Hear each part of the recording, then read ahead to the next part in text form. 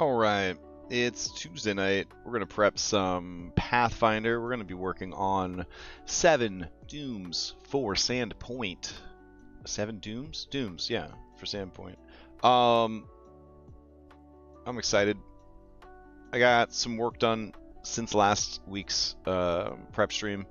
Off stream, we are on Foundry 13 for better or for worse. I did want to check a couple of things before we got too far into it. So I want to turn off bestiary, but when I go to do it, it says use the deactivate bestiary tracking module macro instead to avoid console errors after deactivation. So I guess we'll run that first. Alright, we'll go here. We'll go to... Man, I don't even know where this would be. Alright, so bestiaries and rulebooks is empty. Alright, so we'll get rid of that. Rulebooks is empty. Alright. Let's see. Macros, effects macros, bestiary, effects. Okay, that's definitely not what we need. Alright,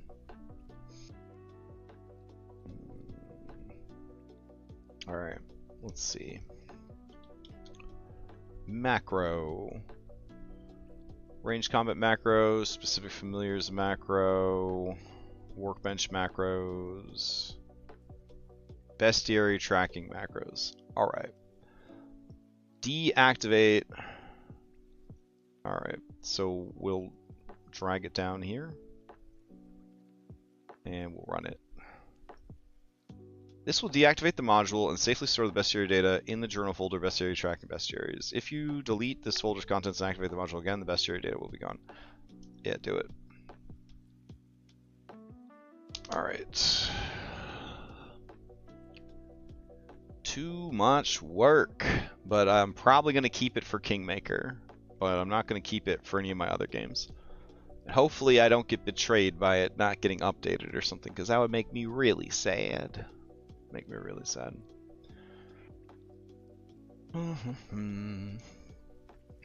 Alright. So now we're back in. What else did I want to check in on? Oh, this fucking calendar. Alright. So when I go over here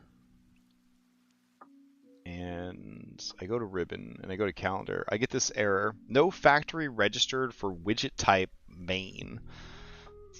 I don't actually know why that's happening. If I go into Seasons and Stars, which is hot garbage, by the way, you can see that I've selected the calendar. I got Show Time widget, display a small time widget on the UI. I don't even know where that is, so I'm gonna uncheck that.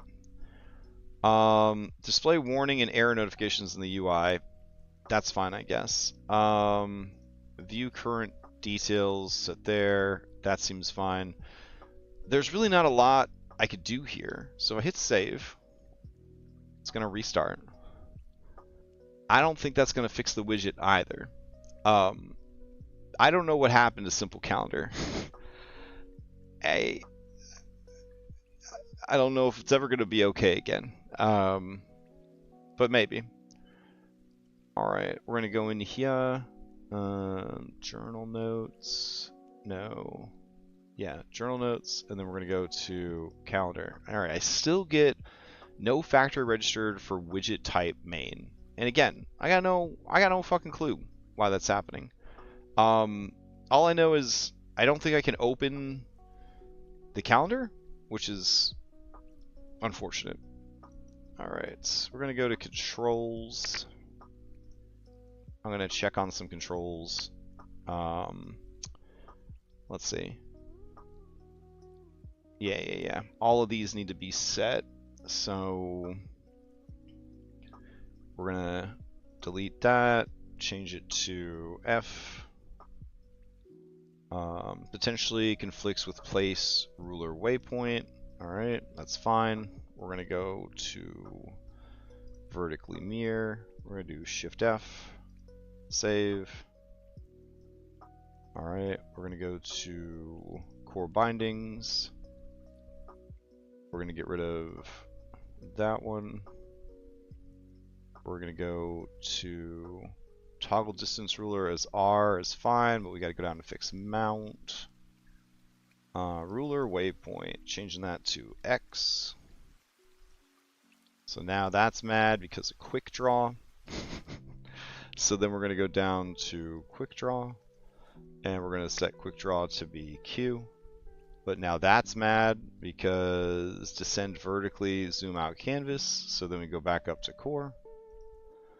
And then we look for the letter Q being a fucking bitch. There we go. And we're just going to rely on numpad for that. And then numpad up for that. Get my E freed up for other stuff. Then we're going to go to follow me. Control M is fine. Then we're going to... Yeah. Then we're going to go to rideable. And we're going to change that to be M for mount. No error message. U for unmount is fine. Smart unlink, huh? I don't know who's causing smart unlink, but... Alright, and then mount familiar, control shift M.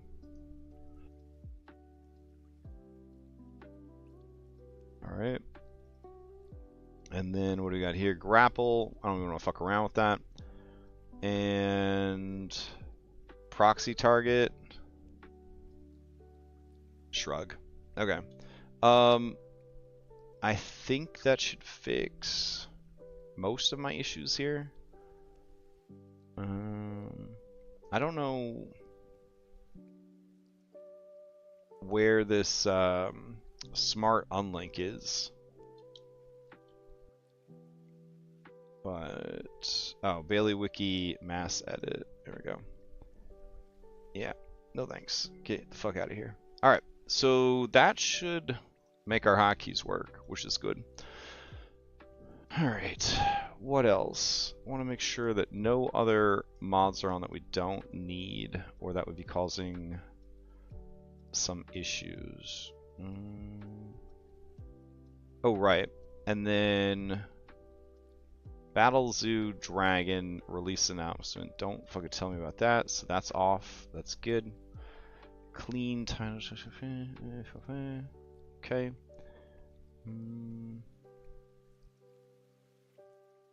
Alright. None of that works. Okay. Daggerheart stream. This isn't a Daggerheart stream. I'm working. I am working on my Sandpoint game, sir. But I will tell you that I am making some big. I think I'm making some pretty good progress on my Daggerheart VTT world. That's all I'm gonna say. It ain't automated though. That's the problem. There's not gonna be a lot of automation, but it's certainly gonna be better than nothing. It's gonna be better than nothing. That's all I'm promising. Is it'll be better than nothing. We don't need kingdom building camping weather. Turn that shit off. Journal page. Blah blah blah. That's fine. That's fine. Let's see. I don't even know what UI extender would do at this point.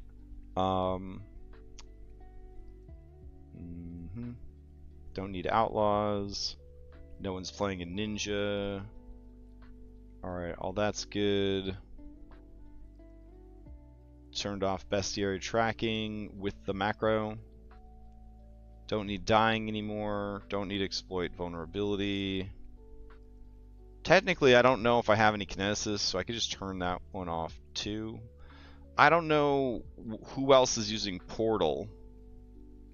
to keep that on or not.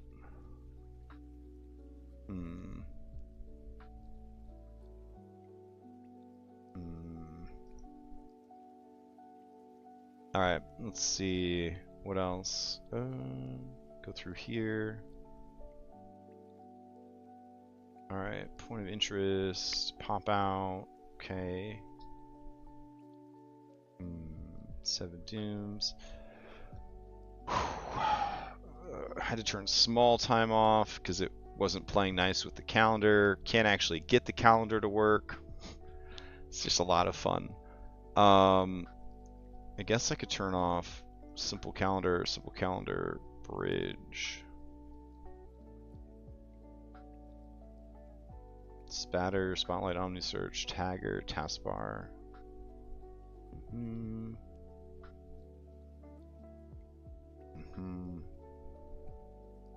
Okay. Go ahead and restart.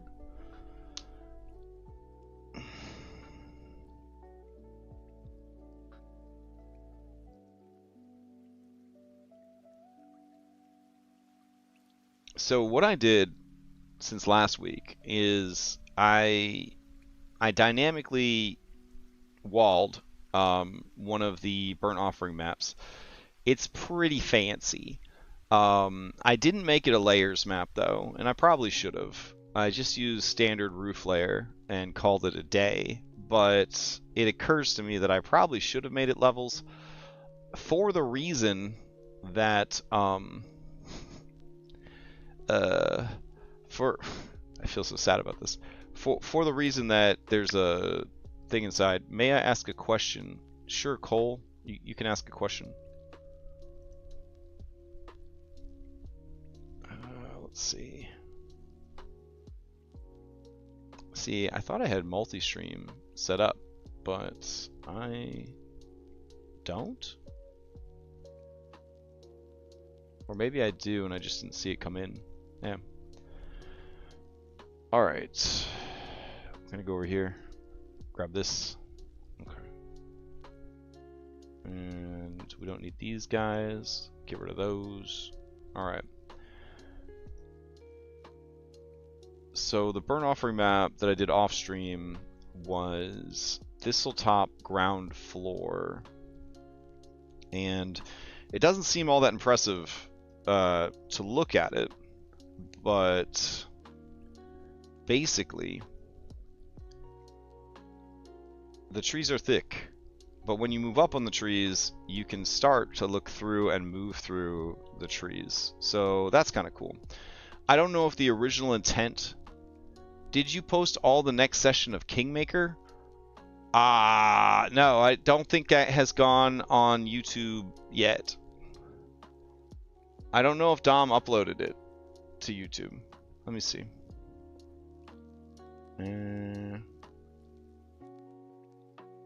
Stolen Fate is there.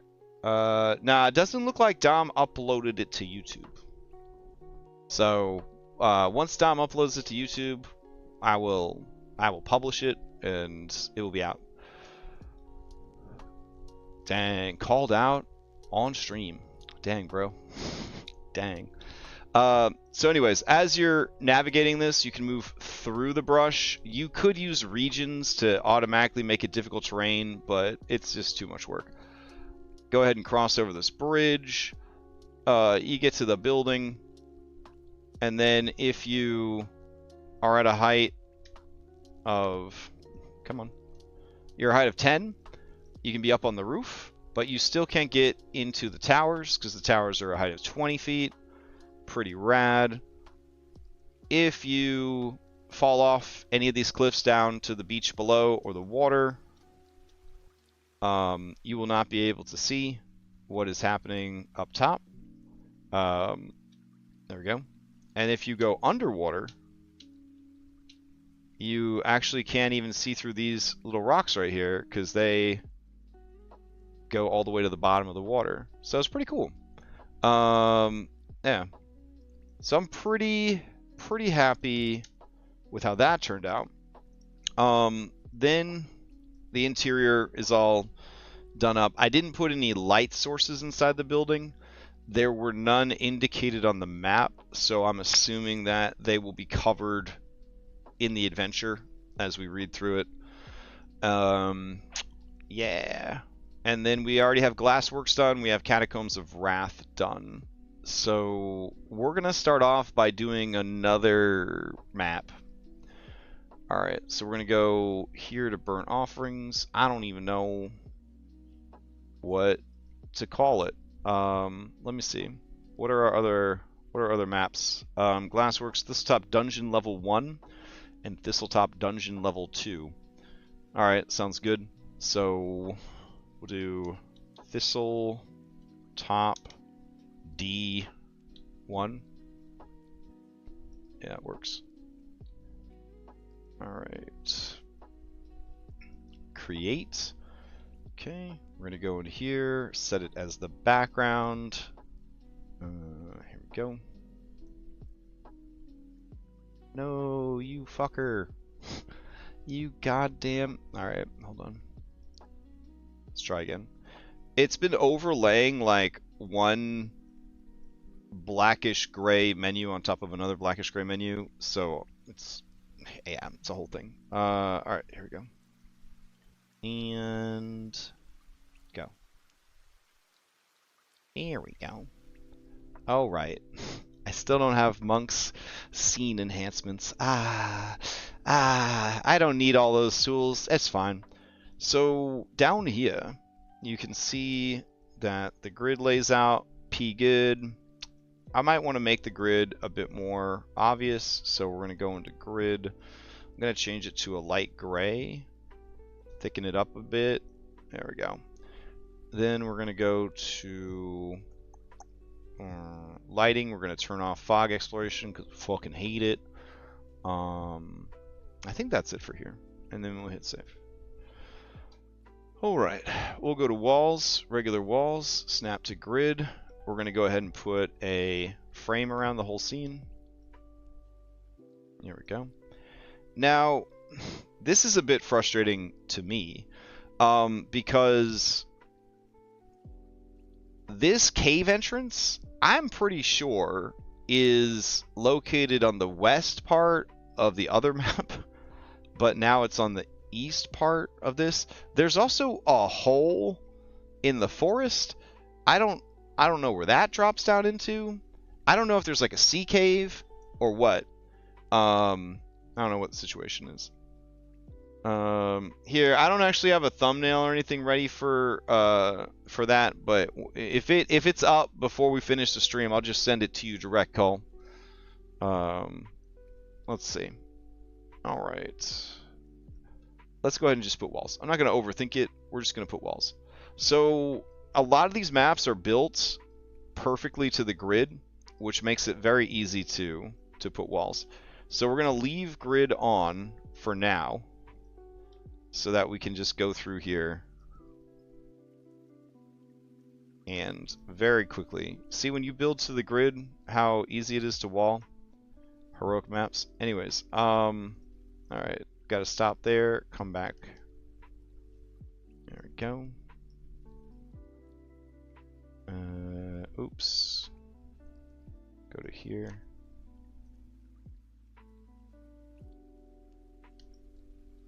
This is the second dungeon that has had a dungeon in it, so I do kind of appreciate that old school flavor. Alright. I also just appreciate these maps. These are so great. These are from Narky Maps. Yeah, we said that last week. Alright. Narky Maps did a good ass job. Well, he didn't do an ass job. He did a good job, but you know what I mean. Alright. In fact, they look so convincingly like Pathfinder maps. I kind of wonder, is he the artist that does the Foundry module Pathfinder maps? Because it sure looks like it. But it doesn't have a wall layer, so maybe not. Or maybe he just didn't feel like doing a wall layer for free. I know I feel that way about wall layers. Let's see. There we go.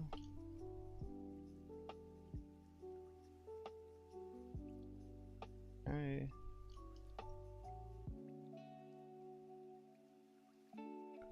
And across. There we go. Down.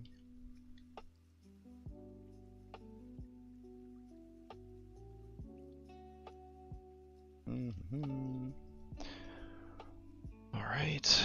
Then we go down this hallway right here. Okay. Down this hallway right here. All right. Throw a door in there. Another door. Man, snap to grid map wall. Oh, feels good. It feels so good. Heroic Maps, still my favorite map maker of all time, but man, sometimes their maps feel a bit too organic. There's a lot of curvature to map around, which I think makes the map a lot more believable. Like, this just looks like a board game map, but I mean, Pathfinder's a board game, so. The lore in my head is that this is like one of them isekai settings, like that Japanese people get isekai to, where everybody has like a level, including like the shopkeeper and your neighbor's cat. You know what I'm saying? So, let's see. We'll go ahead and do that. That looks fun. And we'll do. Hey, is there a little scribbles in here? Oh, she's gone. All right. Obviously, we're not snapping to grid anymore, so that we could work on the caves. Oops. There we go. I'm excited because I think these are the last two official maps. Then we need to go through the adventure and sort of, you know, start to finish, make sure that everything is ready in the world. I did also design 2 boss monsters based on the original adventure. I think I said I wasn't going to do that, but I couldn't help myself. So that should be fun. Let's see. I want to see the wooden door frame here. There we go.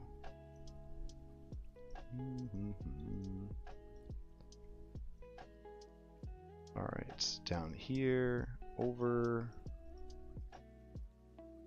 I thought maybe the session got postponed for Kingmaker. Glad to hear I get to binge another episode sooner than next week. Love the campaign, prep streams, and the Kingmaker campaign. Oh, thanks.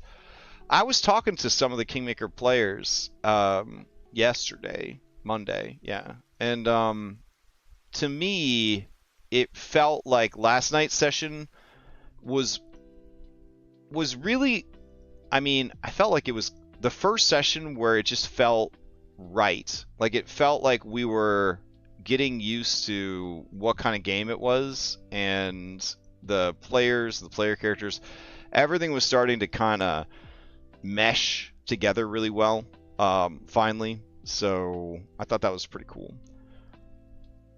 Alright, so this is the water outside the island. Okay.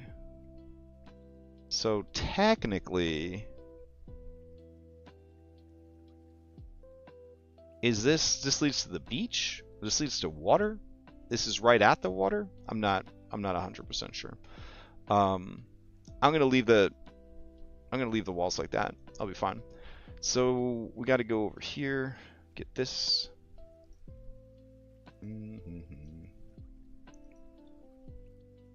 All right, and then hateful pillars. All right, here we go.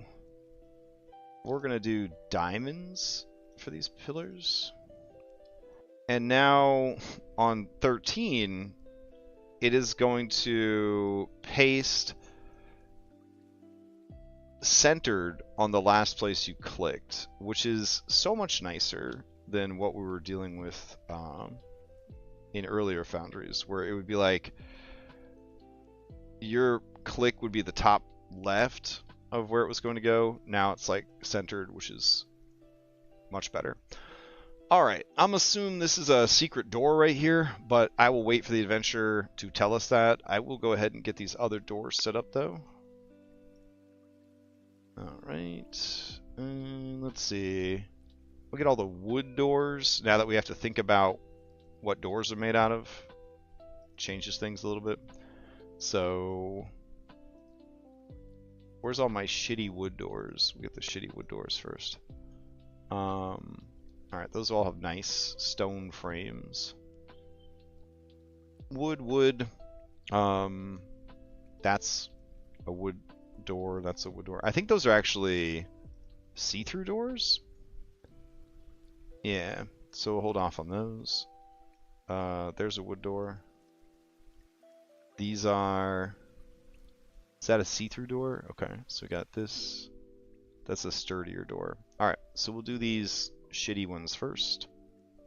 Here we go. So, door. We just lock everything by default. We're going to go here and do wood, creaky. And animation, swing. I still haven't actually seen the animations do anything. So, yeah.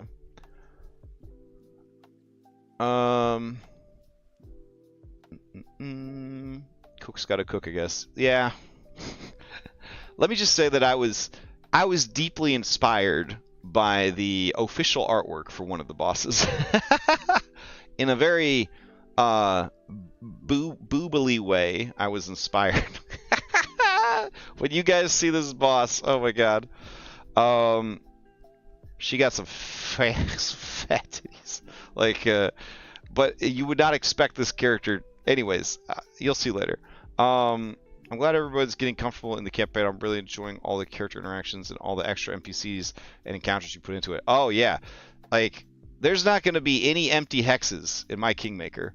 Every hex has a minimum of one rad thing happening in it. Sometimes up to 5 rad things per hex, because each hex is the size of Skyrim, so that's something to think about. Alright, wood, creaky, swing, apply. Alright, so then we got sturdy doors. Let's see. Still can't tell if this is just a shitty see-through door or not. I think it is. So I'm gonna go here and do site none, site limited, site proximal. Alright, we'll do 20 feet. There we go. Okay, so you're a sturdy door. I wonder why this one person got a shitty door. I wonder what they did wrong. Sturdy. Actually, those are really sturdy. Those look like stone. Those look like stone doors. Sturdy. That looks like another see-through door. Sturdy. Okay. So we'll go here. They are doors. They are locked. They are heavy wood. And they will swing. And oof, God, I hate that. Alright, so see-through door, I guess. See-through door. And did I miss any other? Oh, there's another see-through door. Alright. And another see-through door. Okay. And we'll go here. And this will be site, proximity, 20 feet.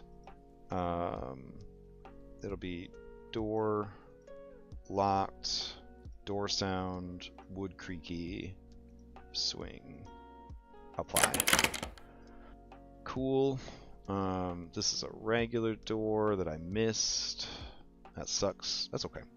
So, door, locked, door sound, wood basic, Swing. Alright, then we got the stone doors. Stone. Is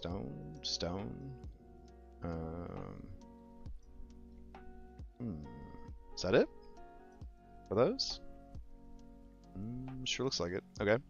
So we'll do door. Locked. Stone. And animation type. Swing. Oof. Alright. Then we've got this room that looks like these are supposed to be cells of a sort. Alright. So we're going to do this. We're going to put site.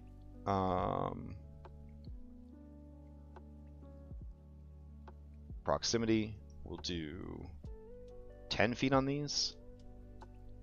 There we go. We'll do apply. Alright, then these are actual doors.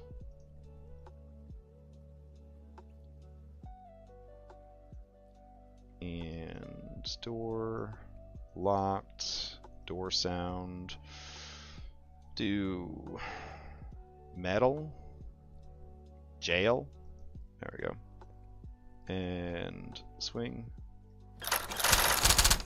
Alright, cool.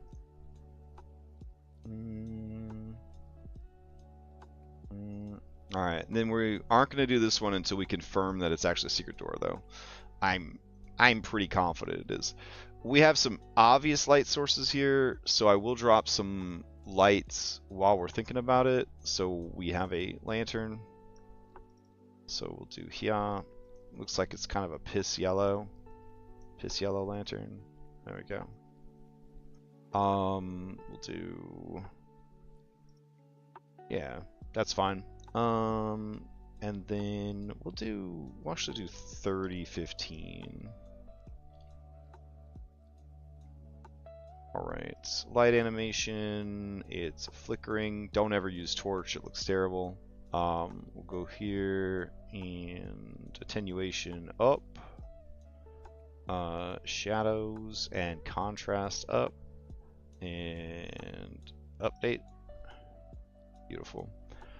Alright, so we could just steal that light and all of its wonderful settings and use them everywhere else. So there's a weird sort of orangish red here. There we go. Alright, and then this room's got some red braziers, I guess. So we'll go here, we'll just do straight up dark red, turn it up. Nice. I'm gonna go over to advanced, and I'm actually gonna turn the saturation up so that it makes everything red. And also shadowy. And also high contrast. There we go. Dramatic lighting. And we'll paste that in like that. So I don't know if these are glowing or not up here at the statue, so we'll hold off on that. And those are the only obvious light sources. We could drop just a bright light right here at the edge of the map. Have it turn on or off depending on time of day, I guess. I think that is a setting that we could go in here and have the light change on darkness activation. You may specify as a range of darkness during which this light source will be visible. It's fine. Okay, so that one's done for now, the basics of it. Let's go ahead and do Thistletop D2. So I'm going to go here, Thistletop D2. Alright, I'm going to create. And we're going to go here. Trying to trick me again. I'm going to grab floor number 2. Before we save it out, I'm going to go to lighting and turn off exploration fog. I actually kind of want to change the navigation name, but it's fine. Did I make a breasting boobily a special comment? I did, actually. Thanks for asking, Ninzard. I did give them a boobily ability. How did you know? That's what I want to know. How did you know? Are you spying on my computer? Let's see. Ooh, look at this one. This is dope. All right. We're gonna go in here, turn on grid, and here we go. All right. Well, the outside, we're gonna do all of the snaps first. There we go. Cool. I guess this. Nah. We'll do it by hand. We'll do that by hand.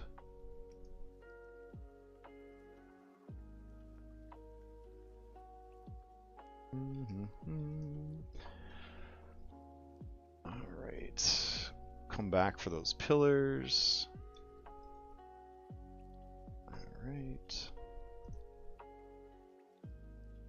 Oh, that's a long hallway.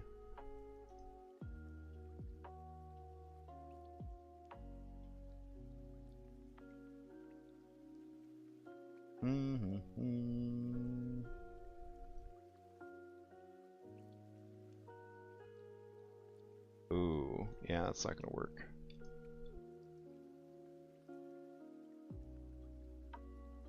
I'm very excited for this game because one of the things that people don't like about this game is that there are a ton of dungeons. That is one of the complaints I heard online, is that there's too many dungeons. And I think that's great news. I love dungeons, so it's one of my favorite things to run. It's one of my favorite things to build and design. So I'm very excited about this dungeon-heavy adventure path. Someday, I'm gonna run World's Largest Dungeon. That's on my bucket list also. Probably run it as a West March. I'd have to be at a point in my life where I don't have a lot going on though to put in that effort. But we'll see. They are kickstarting. I believe they're kickstarting a Pathfinder 2 version of it right now. So if they get full Foundry VTT support, maybe. We'll see. All right. I think that's all we can do with Snap. I mean, there's doors, I guess. We could. Nope.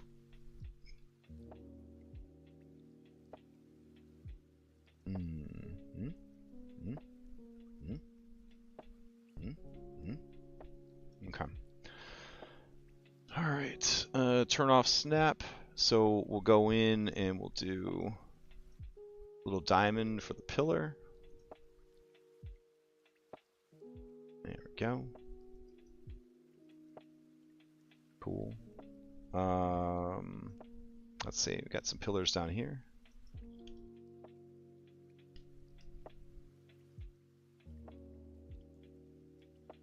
Alright, we got a statue in the middle of the room, so what we'll do for the statue is we'll do a terrain wall, like so.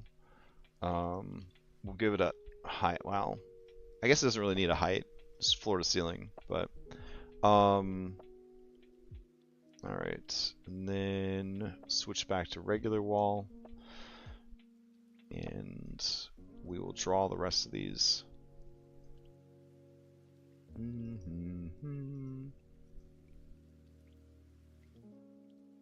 we go.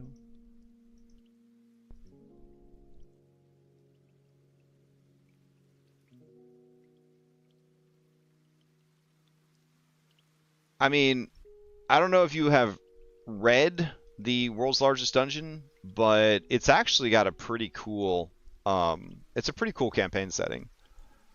But it would require a very different way of running a game, thinking about a game, playing a game.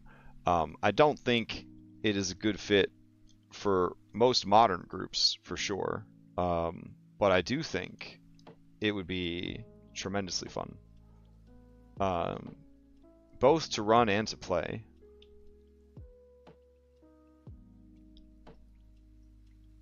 Like, I was very excited to play through Dungeon of the Mad Mage, but unfortunately that campaign did not make it.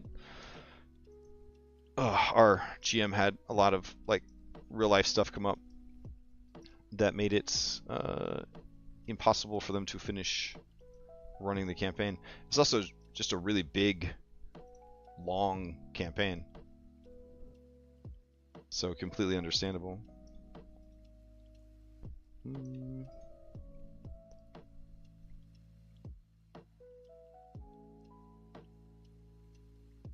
All right. Cool. So what we'll probably do down here is I'm going to go ahead and add terrain wall. Oops. Which is kind of silly because you don't really need terrain wall if there aren't two terrain walls lined up to sort of prevent vision from happening. But that's generally what I do with like the base of a cliff that's trying to force like the illusion of like force perspective, I guess. There we go. So that's handled. Then we go up here, we switch back to regular wall again. And like that.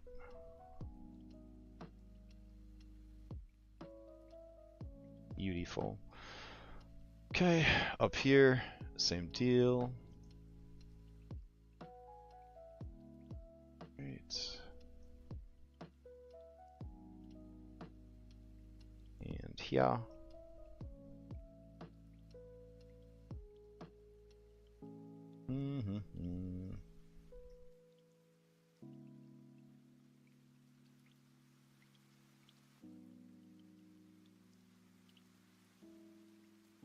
Alright, so then we got this nice round room right here.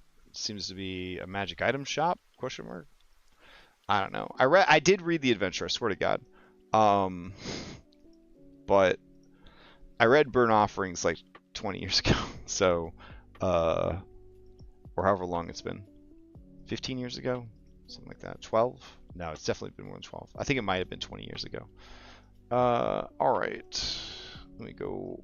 Whatever's happening right here with these gold coins. These weird metal discs. Alright.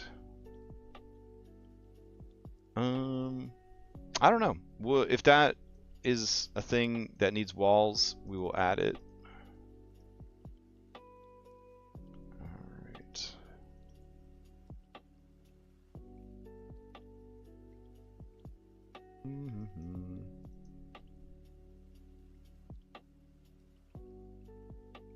Oh man, weird mushroom-shaped room. Yep, mushroom-shaped. Alright. Here we go. Oh no. Okay. Oh, and then two more alcoves that are hidden, possibly, behind secret doors. Maybe they're just bathroom stalls. This dungeon don't have a bathroom, so it's a little disappointing.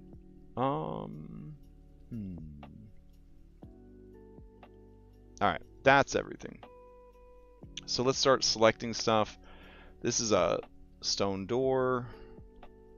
Stone door. Stone. Stone. Ah, fuck. We forgot one. Alright, hold on. There we go. Alright, let's try again. Stone, stone, stone, stone, stone. Yep, more stone. Stone.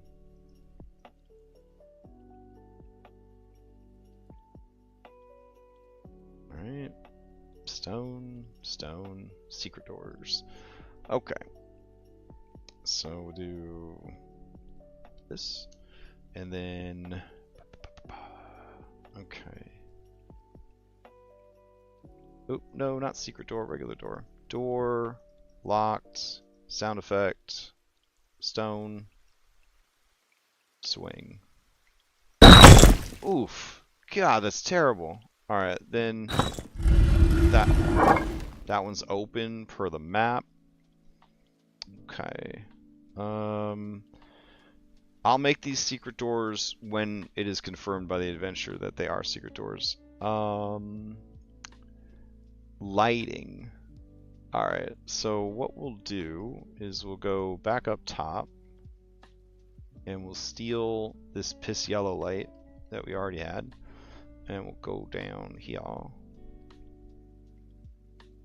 and we'll put that in.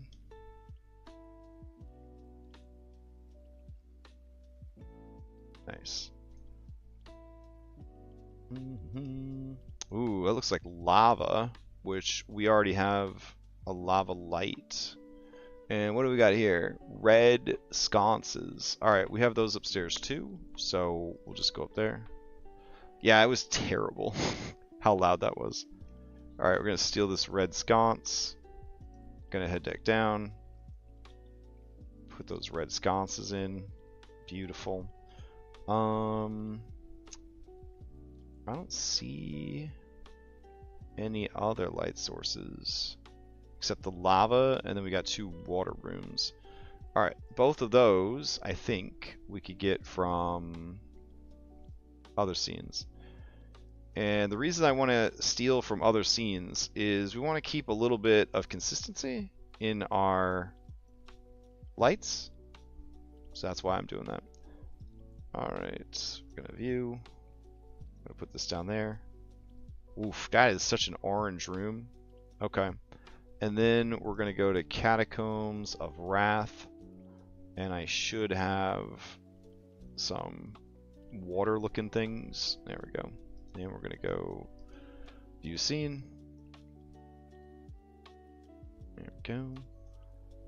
I wonder why I can't see the animations. Maybe my settings don't have animations on lights enabled. Let's see. Core.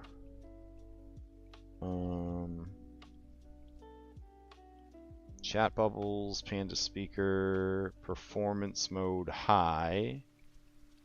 Token drag, token vision animation, light source animation. It is turned on. Oh. Oh, maybe it's just not dark enough. That could be it. Yeah. Alright, speaking of, I guess we should turn the lights off. So, since this is a dungeon, we'll go to dark. Oh, there it goes. And then, how do I turn GM Vision on? Let's see. Configure controls. Core key bindings. GM Vision. There's got to be a shortcut for it. Pause game. Get out of menus. Drop shit. Pan left, pan right. Target token. Oh, you know what? It might be under tool belt or workbench. Let me see. Condition manager doesn't have one. Teleport doesn't have one. Dropeth modifier. Okay, workbench. Mystify some shit. Who is giving me GM vision? I guess it's just built in. Control G. Okay. Ah, nice. Okay. Spooky. Spooky. Alright. We're going to go to this floor. We're going to view it. Go ahead and hit the nighttime button here. Ooh, it do look like there's a little lamp on that table. So we'll go ahead and do that. Alright. Very nice. Alright, so now we have the official maps walled and lit for the adventure. That's huge. That's really good news.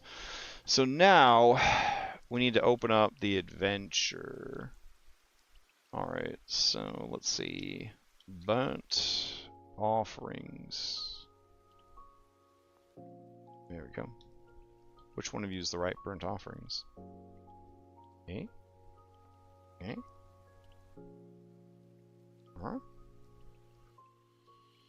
Alright, cool.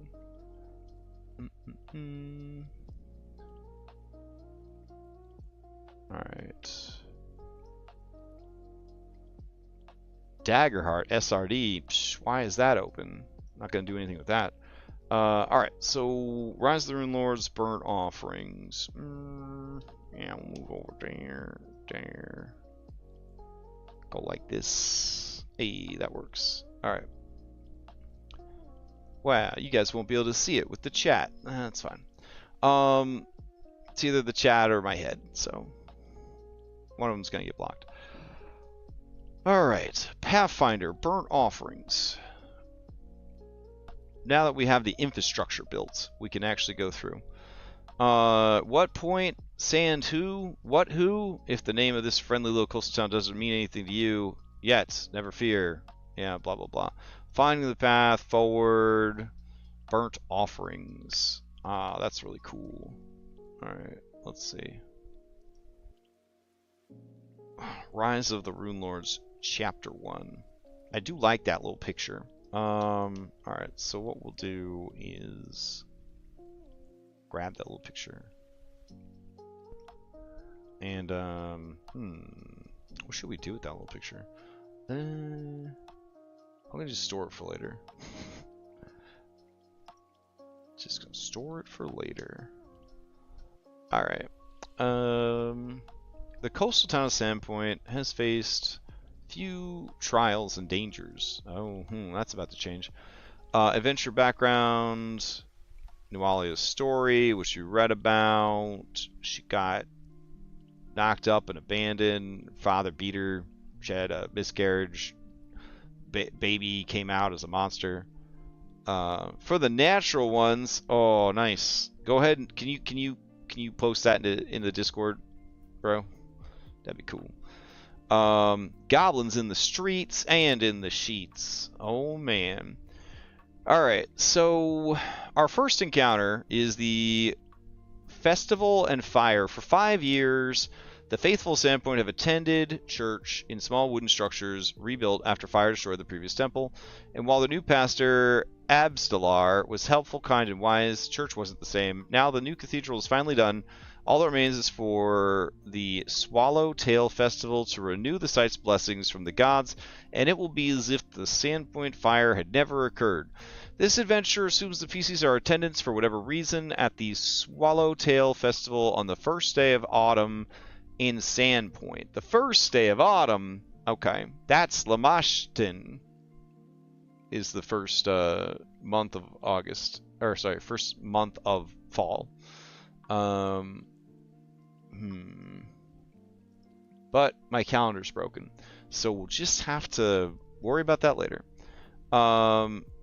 Make sure to familiarize yourself with the town before you begin this adventure. Much of the first half of Burnt Offerings is left for the PCs to experience in an organic order, and while they wait for the next stage of the adventure to unfold, you should encourage them to explore the town of Sandpoint. Okay. Alright. Let's see. A cleric PC might be asked by a superior to travel to Sandpoint. A bard might be drawn to opportunities. Just make sure they get there. Okay. Make sure to familiarize yourself. Swallowtail Festival. Swallowtail Festival begins promptly as scheduled on the first day of autumn. The square before the church quickly becomes crowded as locals and travelers arrive, and several merchant tents featuring food, clothes, local crafts, and souvenirs are there to meet them. Okay, so it's not a festival. It's like a city square. All right, what do we got for that? All right, let's go to Moulinet, and we'll do square. Oh, well, first of all, let me make sure that... All right, yeah, we're friends. All right, we're all friends now. Cool. Let's see. There's a lot of people here, but I don't have a lot of them supported. Let's see. Square. City square? All right. So, city square. No results. All right. What about square? Train station approach. Ugh. What about festival? No results. I don't think that's true. I don't know what to call it. All right. We're gonna try square again. Please choose. No, we're gonna go to Tom Cardos. Hey, that looks like it could work. The Market Square, and it's even got a church. Well, son of a bitch. Okay. So we're gonna go ahead and import the scene. Yeah. Nice. Okay. And we're gonna import the next floor. And we're gonna import the next floor.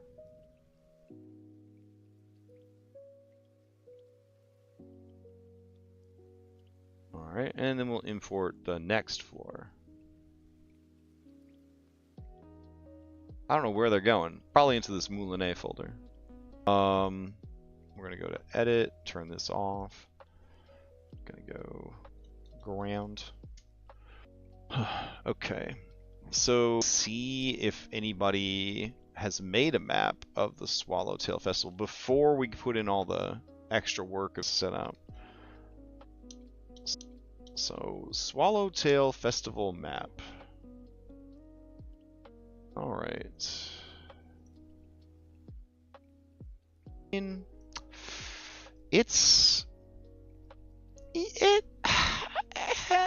mean, that's cool. Let's see what else we got.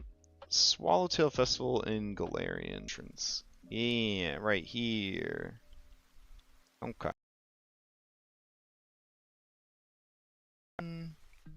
Okay, we can get rid of the quest board. There we go.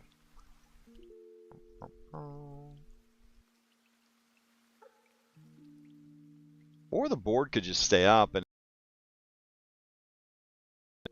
Yeah, community. That's fine. Okay. Alright.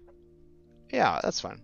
Okay, so we're ahead and... actually, this is going to be a part of Sandpoint, so we could just do Sandpoint. And do this. Cool. Alright, so then in here, we'll call this folder Sandpoint. Oh, it's so beautiful. Okay. So now we've got to put some walls down. So what we're going to do is we'll go to the walls tab. Then we're going to go to terrain. The reason I like to do terrain for building makes sense, right? And also when you're out on the street, you can kind of like see up onto the roof of a building, right? So that's, you just make it locked so like it doesn't open. Like, oh, these buildings do have points of entry, if you're curious. Have to. Alright, that works out pretty good. We'll do the same thing with the quote-unquote church. Double doors, because, you know, church. There we go. And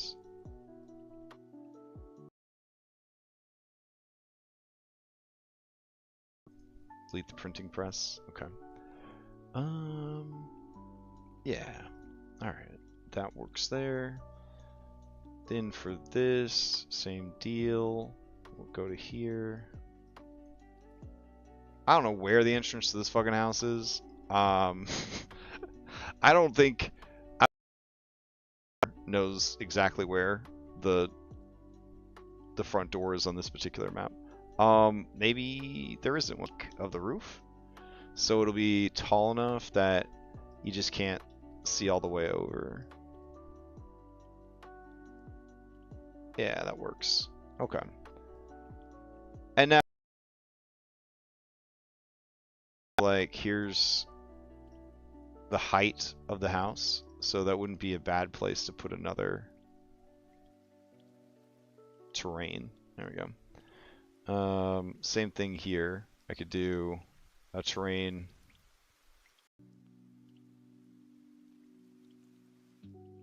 See, I made this big deal about including doors, and then I can't for the life of me figure out where they're stashing all the doors. Well, maybe not those chimneys. They're kind of short. These other chimneys, though.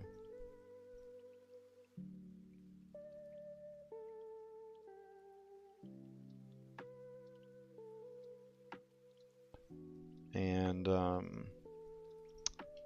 even though it doesn't make sense for them to be 30 feet tall, I'm going to make them 30 feet tall so that they actually register as having enough height to be worth having a different height than the rest of the roof. Alright, sweet. So now we got these street lamps down here. I don't really think we need the poles of the street lamps. We could put the statue, could have a terrain wall. There we go. And we'll make this statue also 20 feet tall. Cool. We got a cart there. That's fun. Got a cart there. Got a wagon. Okay. So there's a lot of little terrain things that we could do now. So go ahead and yeah, I'll grab the terrain and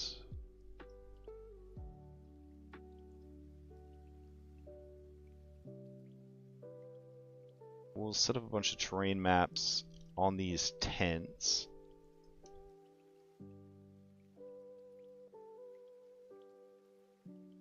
But we're going to change it so that they don't have any movement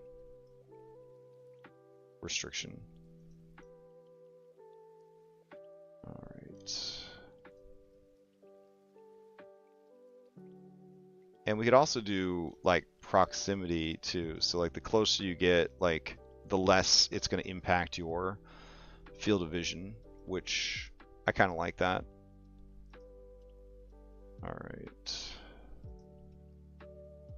Grab that. Okay, so same thing over here.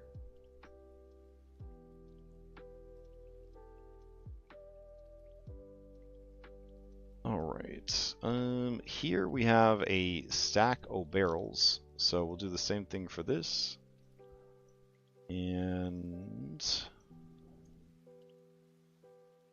that handles that pretty well. Okay. So we're gonna left click drag and select all of these joints. And what we'll do is we're gonna set them at a height of 10. Because anything under 10, honestly not worth having a wall for, unless your whole campaign is shorts. We're gonna get rid of the movement penalty and we're gonna change sight.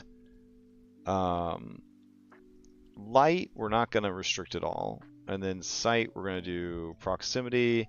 And once you get within 30 feet, it's not going to cause any issues. Alright. Cool. So, next up is tree trunks. That sexy elephant from Adventure Time. So let's go in and get tree trunks up in here. We'll just do diamond. Alright, and we'll make these trees 20, 30 feet tall. There we go. All right. Put, oh, no, that's not what we want. All right. Put a tree trunk there. Why does it keep doing that? That's very strange. All right. Copy, paste. Huh. All right. Weird. It will not copy and paste our triangle shaped guy. It's actually not acknowledging that that is there anymore. Okay. Let's try again.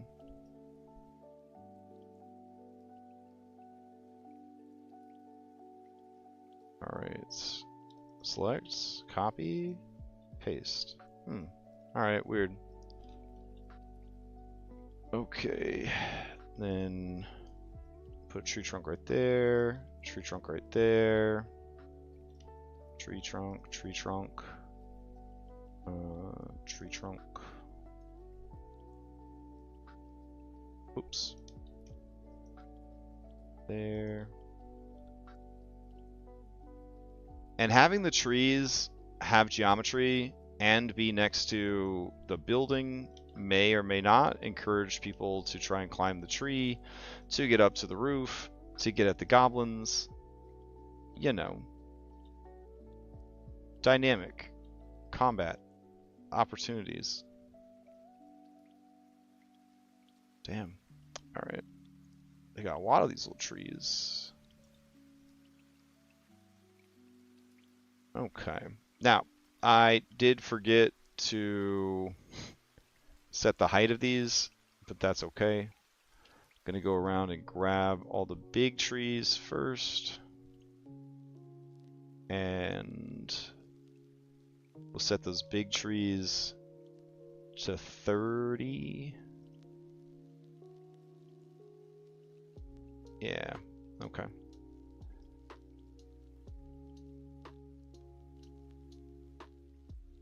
Alright, then we'll grab the less big trees. And... there's one.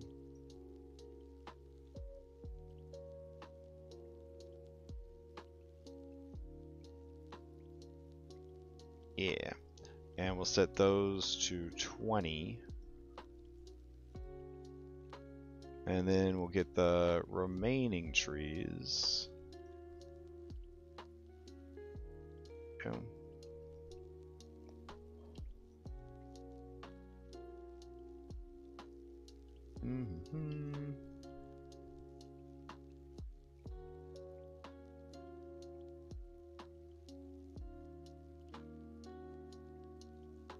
I think that's it. Oh, there's one.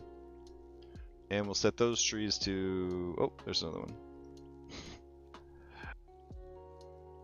Alright, I wanna say that's everybody. Alright, and we'll set these to 15.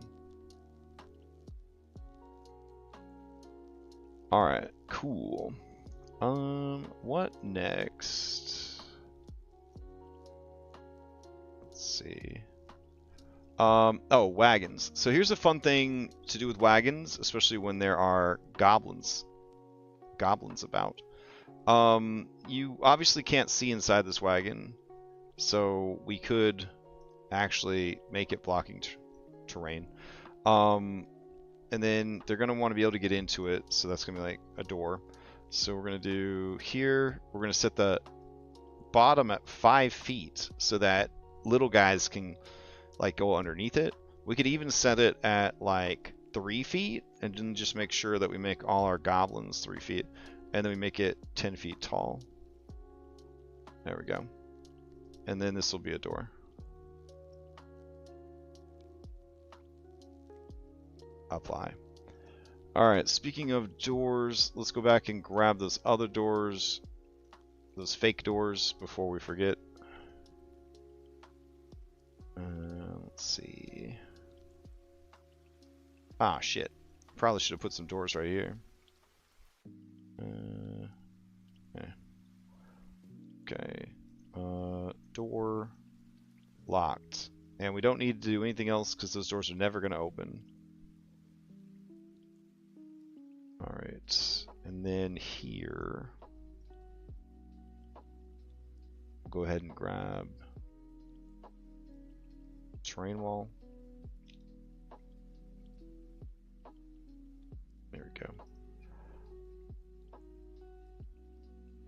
And then this guy will need a height of 20. He's a door. Apply. And then I guess this one needs a height of 20. Apply. Alright, man. We got the wagon. Alright, so we got another wagon. You can see into this wagon, so we'll do terrain and no door on this one. And once again, to encourage goblin hijinks, we'll set this at 10 and 3. And we got one more wagon. You can see inside this wagon, so there's no reason to make it solid or have a door. There we go.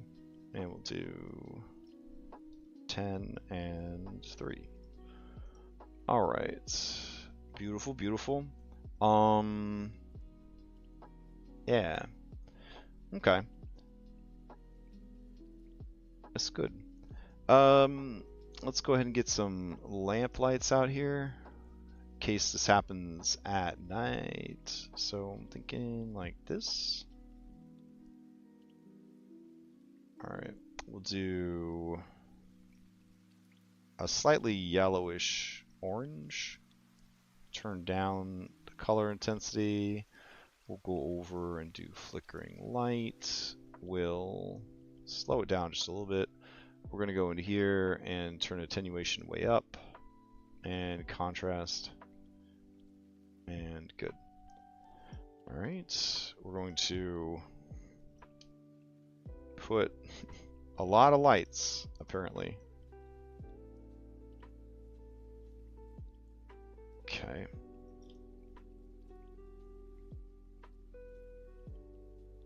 And down here.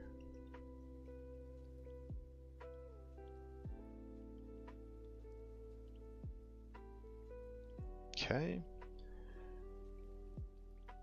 Very cool. Oh, we got one here. Alright, so that's going to be really well lit during the day and at night. I would assume that maybe these aren't lit during the day, but that's whatever. Alright, so then I'm going to go to tile. I'm going to go to the roof foreground layer. I also need to go to the map settings again. We're going to go to foreground elevation. We're going to set the foreground elevation to 20 feet. There is no background, but we'll give it a background anyways, just in case. And we'll save. Alright, so now with roof layer selected, foreground layer, I'm going to go to Bazaar. We're going to go to Module. We'll go down to JB2A. Library. We're going to go to Generic. We're going to go down to Smoke. We're going to grab some chimney smoke. I'm going to go with this chimney smoke. There we go. And we're going to put that coming out of the chimneys. Immersion. Alright. It's so beautiful.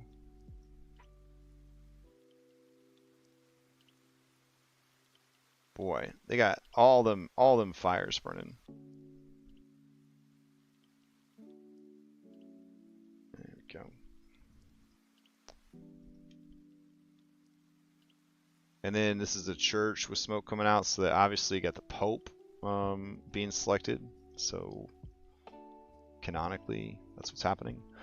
All right. Now we could add even more festivity stuff if we wanted to. A raid around the square. Let's see what the encounter sounds like. Because we do need to leave room for the people to gather. Lunch is free at the expense of Sandpoint's taverns. Each brings its best dishes. This event is a marketing push by the taverns as much to win. Oh, right. One thing I want to do. I saw this big keg while I was working earlier. I want to make sure this big keg is taken care of. There we go. And then it's got some little kegs next to it. There we go. Alright, and we'll do wall height 10. Also another great way to climb up onto the roof for that encounter. Alright, cool. Okay, Goblins and Trees. When the Thunderstone, let's see, it's crucial to the Goblins' plans. Longjiku's been blackmailed and by his own son, Suto, no less. Suto threatened to reveal his father's ties to local Varisian criminals known as the Jesus Christ. Oh, thanks. Scarny. Promising to keep quiet if his father would simply comply to a few innocent requests, namely making sure that someone leaves the North Town gate open, that a ladder is left against the wall in the cemetery, and that on the night before the big festival, no one would be at the Sandpoint Glassworks. Shamed by his son's knowledge, he does all that stuff, and the terrorist attacks go off. When the Thunderstone detonates, 3 different groups of goblins quickly mobilize. One group, smuggled in by Suto in a covered wagon and left behind some buildings south of the festival square, emerges and races north to the festival grounds. Another band invades via the northern gate. Both of these groups are timed to throw the town to panic and disarray. Dozens of goblins take part in the raid. Members of 5 different tribes scattered throughout Sandpoint hinterlands who have been organized for this strike. When the goblins attack, they shriek and leap and race and cackle, taking great joy. Some goblins wave torches and light tents on fire. Others chase children and pets with ill intent. The entire time, goblin war chanters sing a horrifically catchy and nerve-wracking goblin song at the top of their lungs. Everywhere the PCs look, goblins tear through merchant stalls. There are 30 goblins raiding Sandpoint, but there's no need to run combat with all of them. You can focus strictly on the goblins the PCs encounter using the following 3 encounters to introduce players to the knee-biting horror that is goblins. So, initial assault. The point of this encounter is to force the PCs who might not yet know each other to work together. At this point, ask the PCs to make spot checks. Blah, blah, blah. Alright, here's the goblin song that you can sing to your players in your goblin voice. That's fun. After tangling with the first 2 groups of goblins, where's the second group? Oh, goblin pyros. After the PCs defeat the initial 3 goblins, give them a few rounds to recover. As they do, impress upon them the chaos that has engulfed Sandpoint. Goblins race everywhere. A group of goblins has found a cart full of fuel for the bonfire just south of the festival grounds and have set on. Oh, this coal. Perfect. All right. Dog slicers and torches. Goblins, goblin war chanter. All right, fantastic. So what we could do for that is let's grab all the goblins. Goblin. All right. So in this encounter, it is 4 goblins. 4 goblin pyros. Goblin war chanter. Okay. That works. So let's see. Goblin pyro. There we go. Another goblin pyro. And then we'll do a couple of goblin warriors. There we go. And then the goblin war chanter. Alright, so that's 1 squad. And then the first squad, it was just 3 goblins? Damn, bro. Okay, so that would be goblins. I mean, I at least want 1 for each person. We'll do 5. We'll do 5 goblins. There we go. And then another squad of goblins. Okay.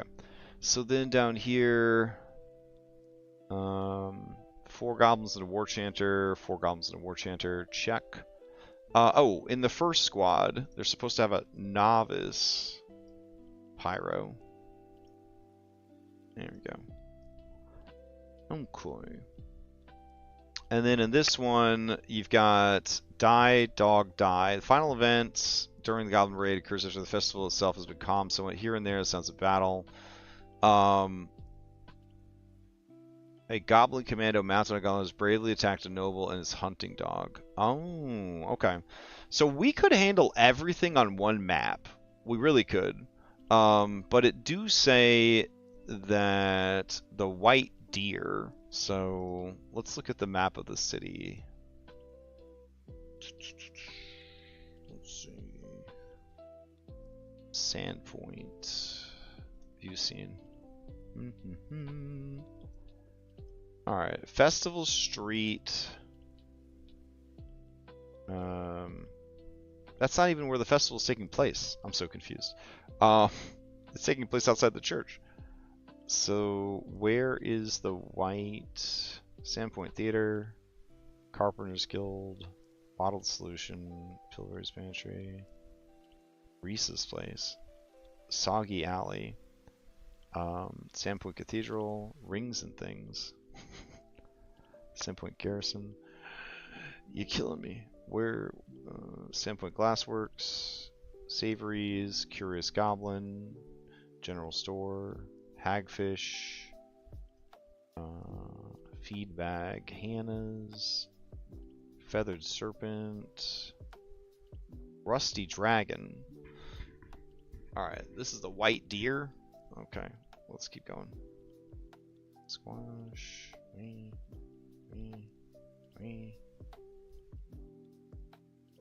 Yeah. Red Dog Smithy. I am wondering if this this establishment is actually here. Front of the white deer. Alright. What? This is a... Okay. Well, fuck all that then. We're gonna make everything happen on this first scene. Because we have a beautiful map, might as well. So we're gonna view scene again. I talked about having goblins on the roof. Do goblins even have ranged weapons? Yeah, they got short bows. Okay. So, what about 4 waves? That'd be kind of fun. So, we'll have some gerblins up on the roof. I think this is the right roof to have those gerblins on. Alright, so we'll go here. And gerblin. Yeah, 3 gerblins with terrain advantage is pretty awesome. So we'll do that. Alright, all of them are 1, 2, 3, 4, 20 feet up. And they're all invisible. Until the counter starts. Okay, so we are going to need commoners to fill up the streets. We got to seed our NPCs in here for them to meet. We got merchants and all that kind of stuff. We could throw out some more tents, I guess. So, not on the roof layer. We'll go to maps, camp assets, and I do have some tents we could throw down. So we'll do tent. There we go. Put that one here. Yeah, sure. Put this one here.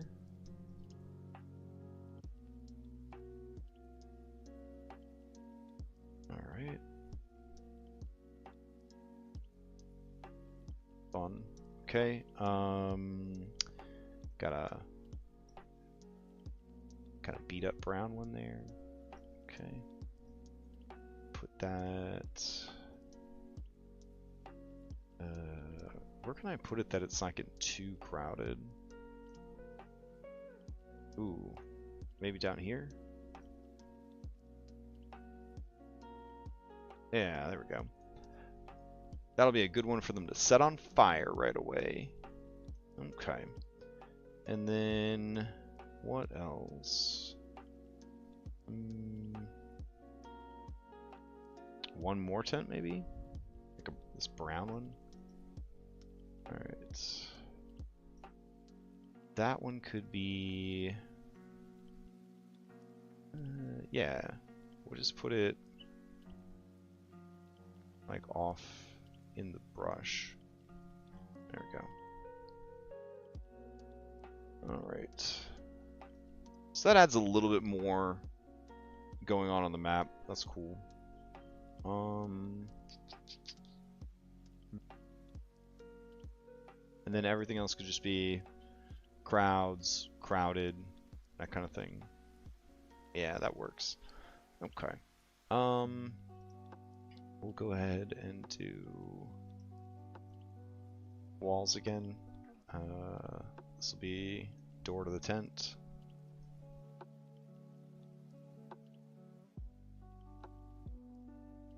Okay, this will be tent.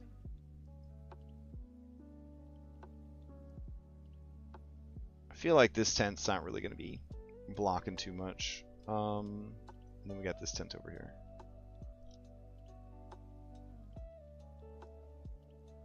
Alright. Very cool.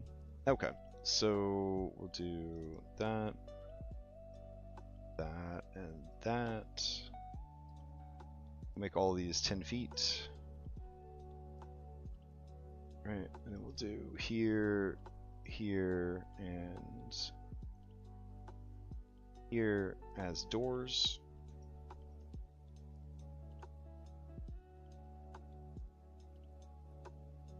Oh, and I guess if they had a door sound effect, they would be cloth. Is that a option? Nope. Futuristic, magical door, magical wall. Cloth would have been kind of cool. Oh well. Alright, so that's great. Okay. I like that a lot. Let's see if we have any commoners. And if those commoners have been set up. Oh wait, I don't think shifting tokens work anymore. Let me see. Yeah, that's unfortunate. So I will wait to populate this, hoping against all hope that they fix wildcard before then. And then we'll just have to drop fucking everybody down here. So there's a lot of things to do and people to meet and all of that. Yeah, it's gonna be cool. Alright, let's go ahead and put Shayless down so we can see what it looks like. Okay, there's a lot of stuff going on. Then we get close to this, that all disappears. I like that. Okay, so it's only hard to see when you're far away. Alright, cool. Something that I want to fix for the goblins. I'm going to grab these goblins and these goblins. Alright, I'm going to grab all these goblins. And we're going to do... that's their elevation, but what about their token height? When this token is below a tile that uses rail clues, okay. Elevation, appearance. Where did they move token height? Token height. All right, we're gonna make all the Gerblins 3 feet tall. So I'm gonna apply, and we're gonna do the same thing here. Token height, 3 feet. Apply and update. All right. So the reason we made them 3 feet tall is if I were to turn on vision on this goblin and make him visible, as he's running around, he should be able to see and fit There we go. Under the wagon. It's pretty cool. I don't know why he can't see when he's hiding underneath the wagon. But he can move under the wagon, so that's kind of cool. I could make it one way where you could see out from the inside. Fuck it. It's fine. Get back over here with your friends. Alright. Overall, happy with this. Looks great. Let's move on. So we run all 3 of these initial encounters. 4, I guess, because we're going to add a bonus encounter. Once the goblins are dealt with... Oh, wait. I think I skipped over the last one. Die, dog, die. Okay. The final event of the Goblin Raid occurs after things at the festival itself have calmed down. Here and there, sounds of battle, clanging swords. In front of wherever you happen to be, a Goblin Commando mounted on a dog has bravely attacked a noble and his hunting dog. The man in question is named Aldern Foxglove, a noble destined to play an important role in the next adventure. Alright, let's see... Aldern Foxglove, okay. Plop. And then his dog. Goblin dog, guard dog. Alright, we're gonna duplicate his guard dog. And we're gonna name his guard dog. We're gonna name this. We're gonna name his dog.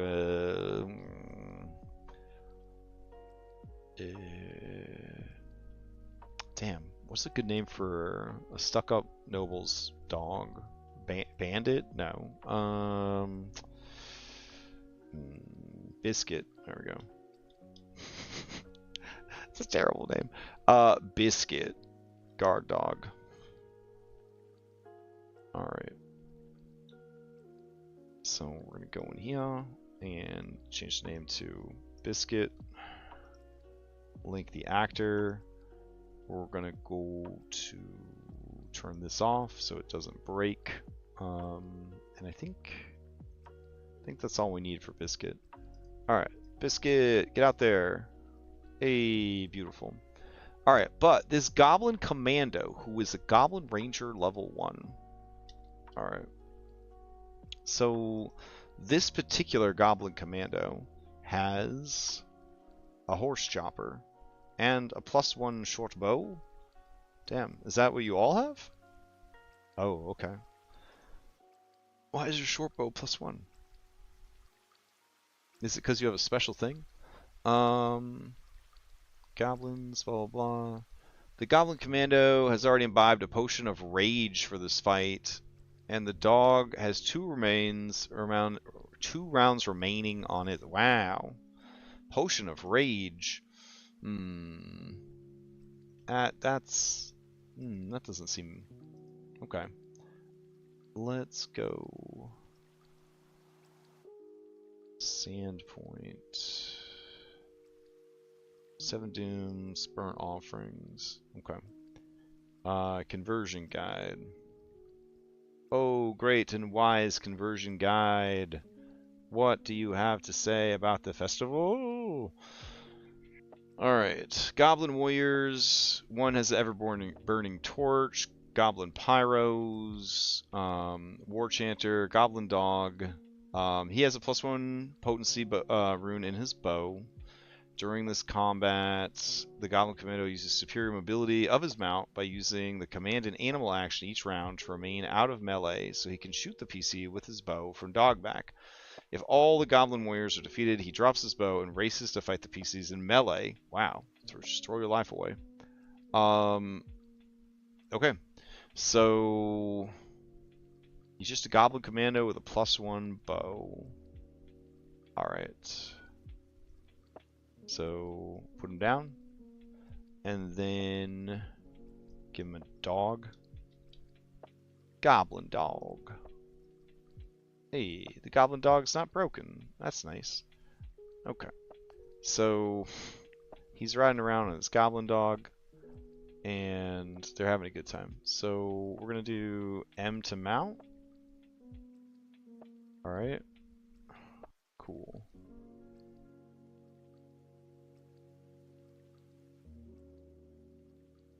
All right, and then he's running around, mounted. Fantastic. He's tired. All right, we're gonna put wild instead of tired. Update. Okay. And yeah, that works. Okay. So he will just hang out. I don't know. Where's this guy gonna get jumped? Maybe around the corner? Behind the tent? No, the tent's gonna be on fire. Yeah, maybe down here. Yeah, this would be a good spot. Cool. Alright. So that covers that. All done with one map. Love it. Alright, part 2, Local Heroes. As Sandpoint recovers from the attack and buries its thankfully few dead, the citizens do their best to get on with their lives. The cathedral is consecrated the next day during a much more subdued and indoor ceremony, but by the end of the week, Goblin attack is remembered mostly with chuckles. Haha, that was pretty funny. Let's see. Now that the terror of the raid is over, memories of the goblins accidentally lighting themselves on fire, getting stepped on by horses, or drowning in rain barrels. I'm telling you, first edition was wild, guys. They were only half full in the first place. Render memories of the raid in almost comical light. But one thing the locals haven't forgotten is their new heroes. Yay! Whenever they walk down Main Street, people give them a fresh loaf of bread to the skinniest PC, worrying that they must be starving to death. A visit to the Hagfish brings an immediate round of cheers. A stop at Sava's Armory is greeted with an instantaneous offer of 20% off anything in stock. Alright, cool. Let's see. Certainly not everyone in Sandpoint wants to be the PC's new best friend, but they should feel more than welcome. The events detailed in this part can happen in any order. Feel free to mix them up. Alright, minigame. Banging the shopkeeper's daughter. Alright, so do I need a map with a basement just so that they could have a minigame? Oh man. Alright, hold on. Let's see. VTT map. General store with basement. I mean, really, the best place to look would be Incarnate. Like the best place to look. Yeah, let's go there. Let's go there. Let's see. Incarnate. Explore. All right. If you aren't familiar with the Explore feature of Incarnate, it is fucking awesome. And you should become familiar with it. Like, look at this.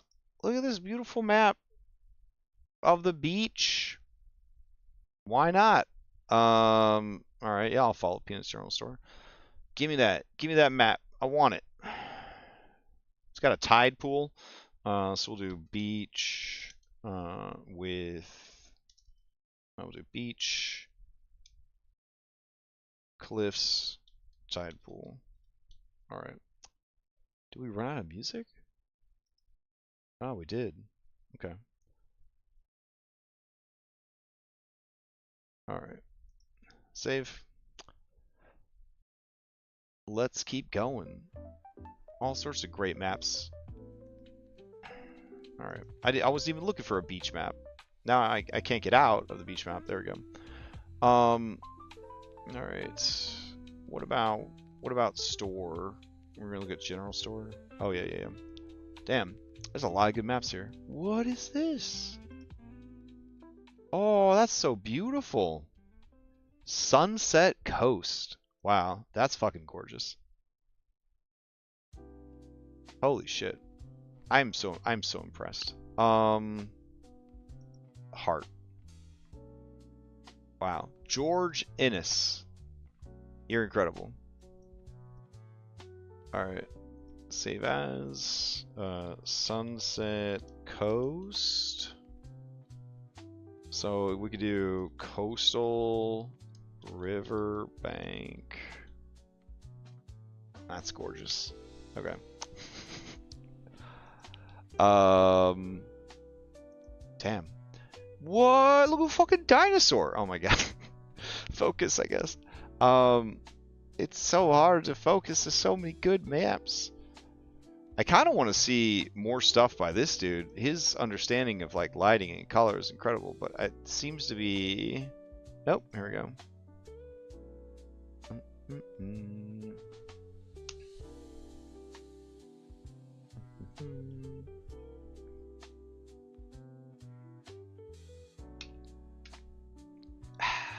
Okay. Oh, wow. Look at that one. Decaying highway. Holy shit. I know exactly where I could use this map. Oh, wow. Alright. I'm actually going to do a clone and edit since he has it available. Yeah. Clone map at 4K. Nah, just clone it at 2K.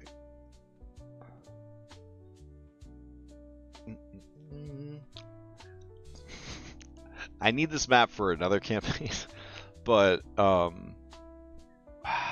it's perfect. Oh man. All right, save it. So that got us a little off track. Hold on.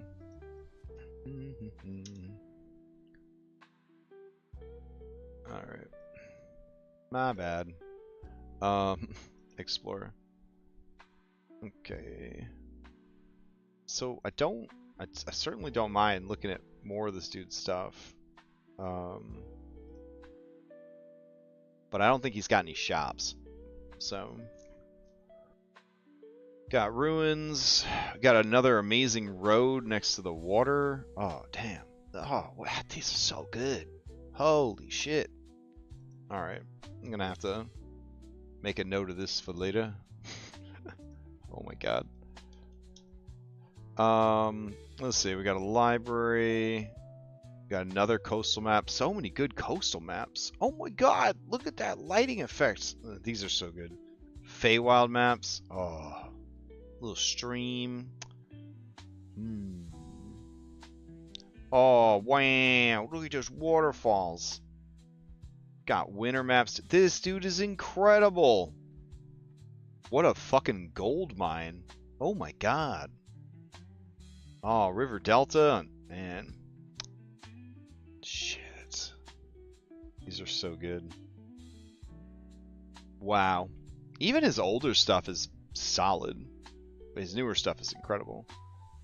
This is I'm blown away. I'm absolutely blown away. This is incredible. Nice. Alright, but that's not the general store or the basement that we needed. So let's see. General store? Alright, do we see a general store with a basement? We got... are these all... these are all from Peanut? Hey, that kind of looks like a general store with a basement. Nah, it's just a general store. Alright. Let's see.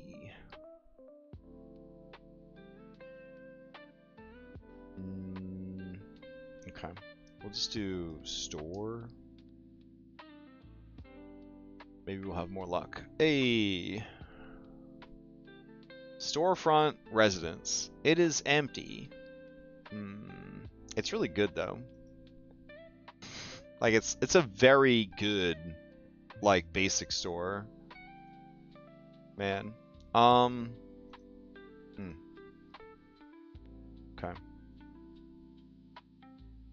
Let's see. Ooh, that's a pretty nice little general store. I don't see stairs down to the basement though. Okay. What's this? That's a general store. Yeah, we already looked at that one. We could do just 2 maps. We could take this general store, and then we could just search for a basement. That seems like a good move. Alright. So, top-down map, blah, blah, blah. All right, so it's pretty low res. That's okay. General store. Alternately, we can just see what Tom has built for general store, now that I think about it. Alright, so we'll go to Moulinet, and we'll search.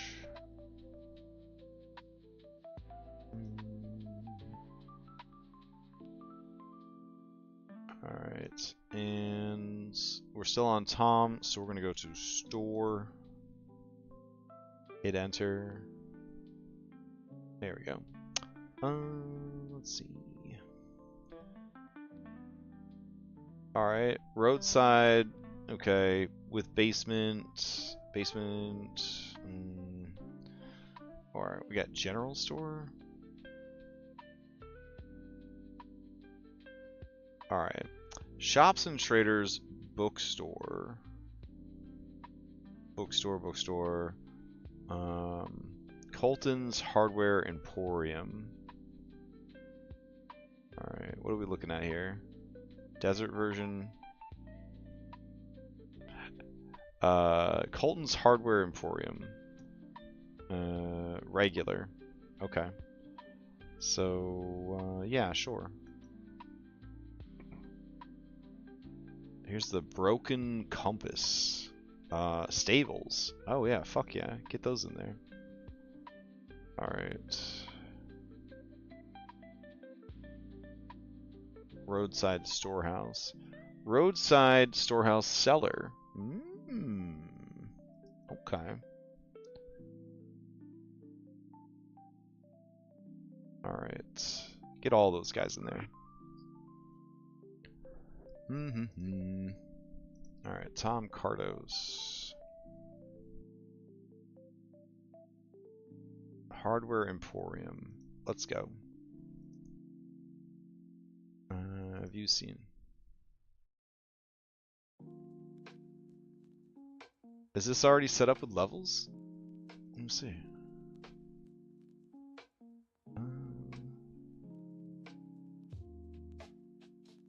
I kind of think it is. We'll do...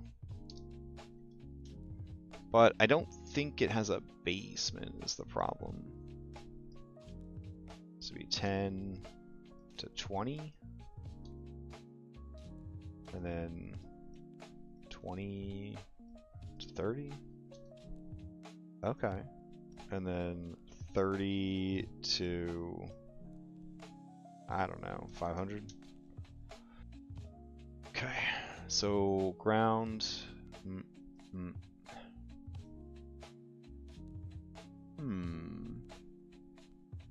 What's the significance of the stairs if they don't go anywhere? Let's see. Config. A foreground image. He doesn't have a foreground image. So...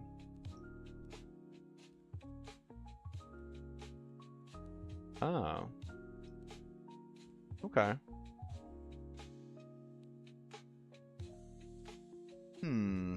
So what happened to the second floor of Coulter's hardware store? Now I must know.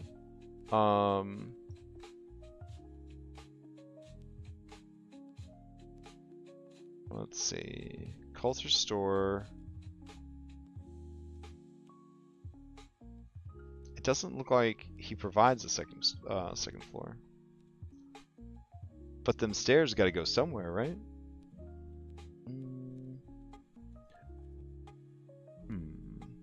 What am I misinterpreting here? Alright, so got the ground. Oh, maybe... Dude, he sells guns? Oh man, I don't know if that's gonna work. Alright, what are other options? Okay. Market Square and all that shit. Alright, Lido Town. Roadside Storehouse. View scene. Okay. That one's okay. That one's okay. And then I don't think this one's set up with levels to include a roof. And then we got the storeroom down here. See, this is exactly what we need, this storeroom. We just gotta swipe it for something else.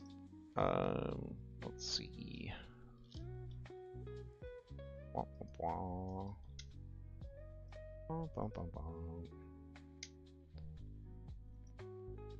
Alright, so we can get any store now and just throw this bitch off to the side. Perfect. Alright, so in that case, let's go back to Moulinet. And general store clean, general store JSON. Alright, give me that one.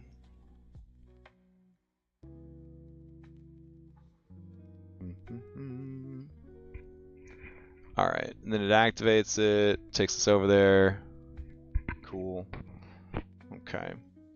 And is this also set up with levels? Let's see. Config. Okay. Levels. Go ahead and do 2, 3. This will be ground. Or ground. And that'll go to 10. 10 will go to 20. And then 30 to 500. Alright, so it doesn't look like the roof is included in this one, which is fine. We do need to make sure that there is a hatch that goes down to the basement.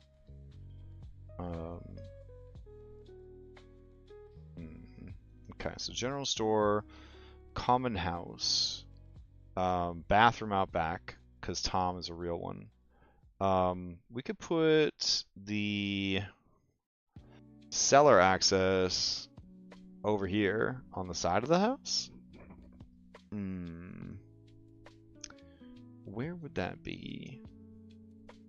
It's so crowded. Like, where would I put the cellar access?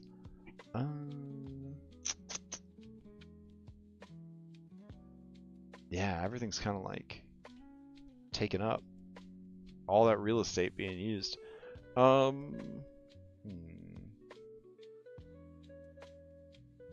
Alright, steps down, bathroom out back, storage out back. I'm thinking right there, like cellar door. So let's see. Go in here and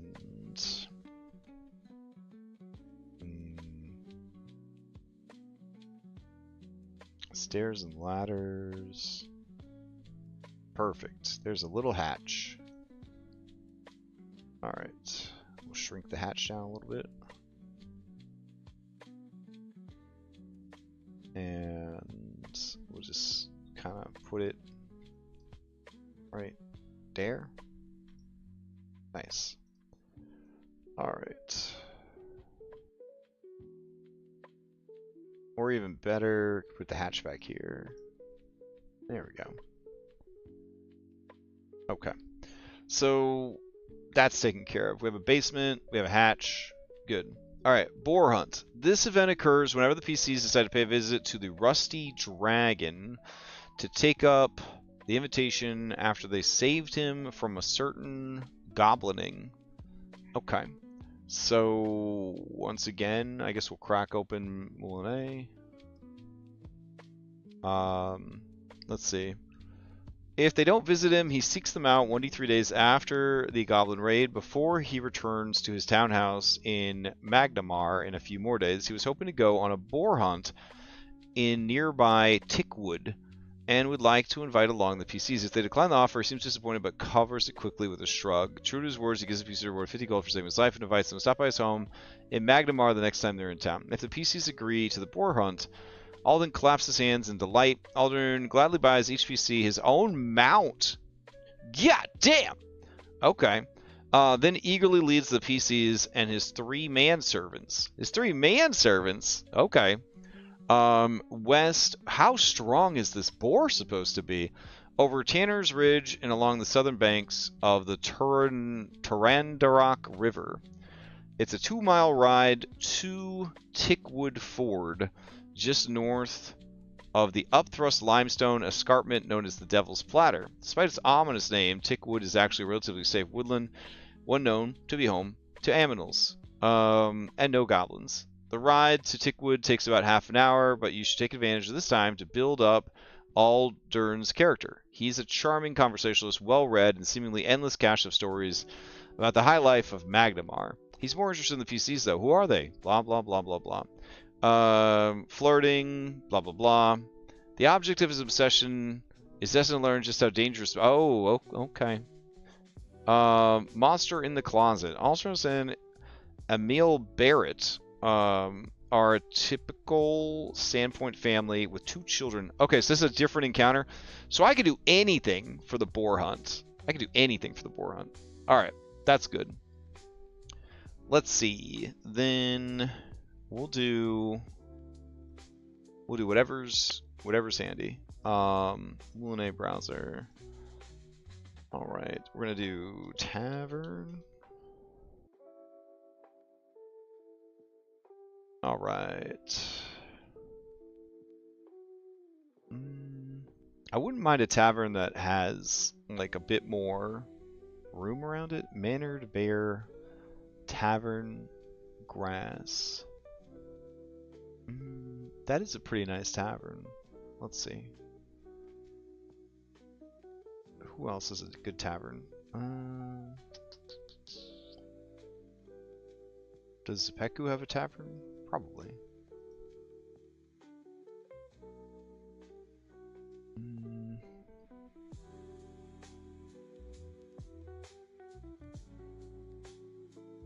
Oh, they do have that nice pirate tavern. That is a nice one.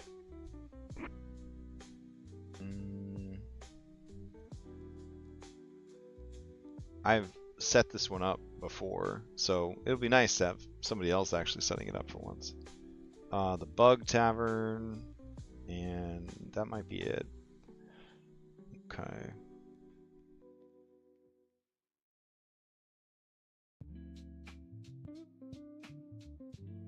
Alright. That cat is very sad.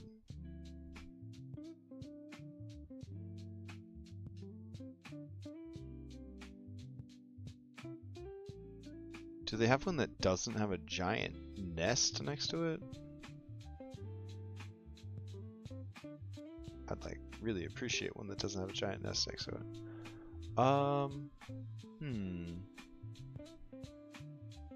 This do beg the question.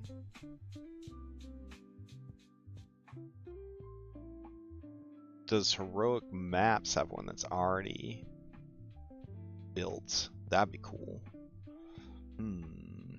Do I have one that's already built? I don't know. Let's see. Tavern. Do I have that? Do I have my compendium turned on? Manage module.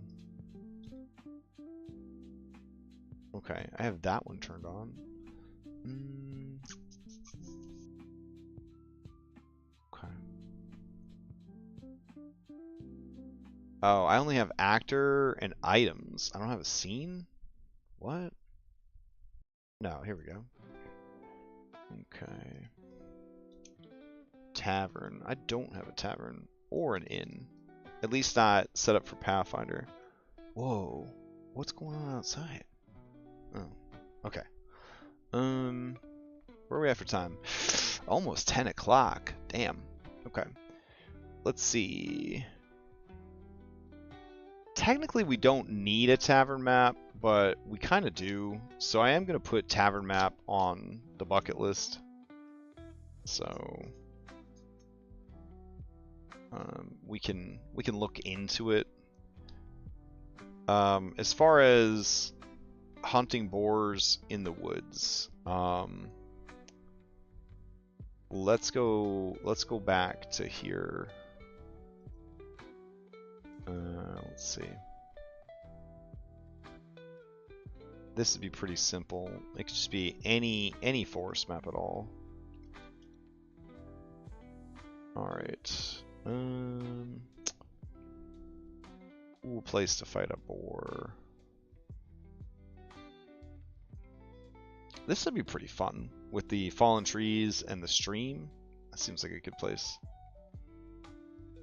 Yeah. Another great looking map.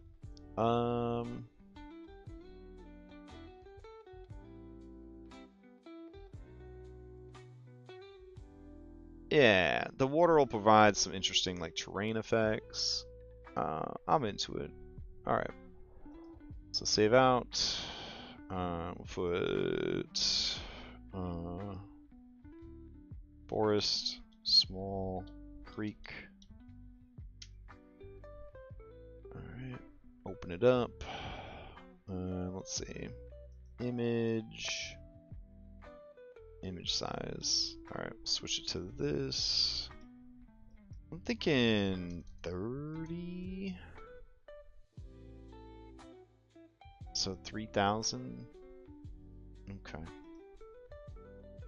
Yeah, that works. And then image canvas size, we'll trim 50 off from the top. All right, cool. So that's gonna be a 30 by 20. So we'll save it out. And it'll be WebP, and we'll do 30x20. Beautiful. Okay. So coming back in here, this is called the Tickwood Creek. That's what we'll call it. So that puts it in Burnt Offerings territory. So we'll go here, we'll call it Tickwood Creek. Alright. And then it can live in our maps folder, in the forest folder, in the green forest folder. And then we'll go grab that.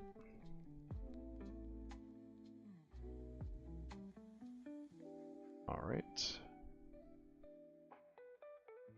And as usual, we're going to go in, we're going to turn off fog exploration. Alright, we're going to view the scene. Oh, that's nice. Okay. And yeah, okay. So with horses and everything else, I feel like this is not going to be a very big scene because the horses are going to be able to run around and shit. We could try to get more out of it by changing the grid to 50, which would make it significantly larger, but I don't think that really matches the vibe anymore. Yeah. Keeping it small does mean that the Piggo is going to be able to rush people and really fuck them up, which is good. It'll make it feel more intense. Alright, so if we go here and we go get our pig. Nope, boar. My bad. Bristle boar. There we go. Ah, he's not very big. Strong bristle boar. They are level 2 at this point. Why don't we make it... And they have friends, though. Why don't we make them elite and large? There we go. That's more exciting. Alright. So, he'll come bursting out of the thicket. We'll make the thicket that he bursts out of down here. Yeah. Okay. We'll hide him for now. Alright. Then we'll go over here and we'll add some terrain. we go. Some thick underbrush. And not really a lot of thick underbrush to add here, but we could imply it. There we go. We'll just make this a tree. There we go. Alright.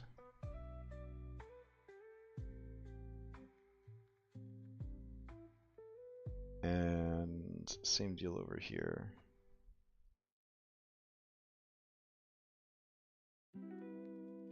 This could be thicket, I guess.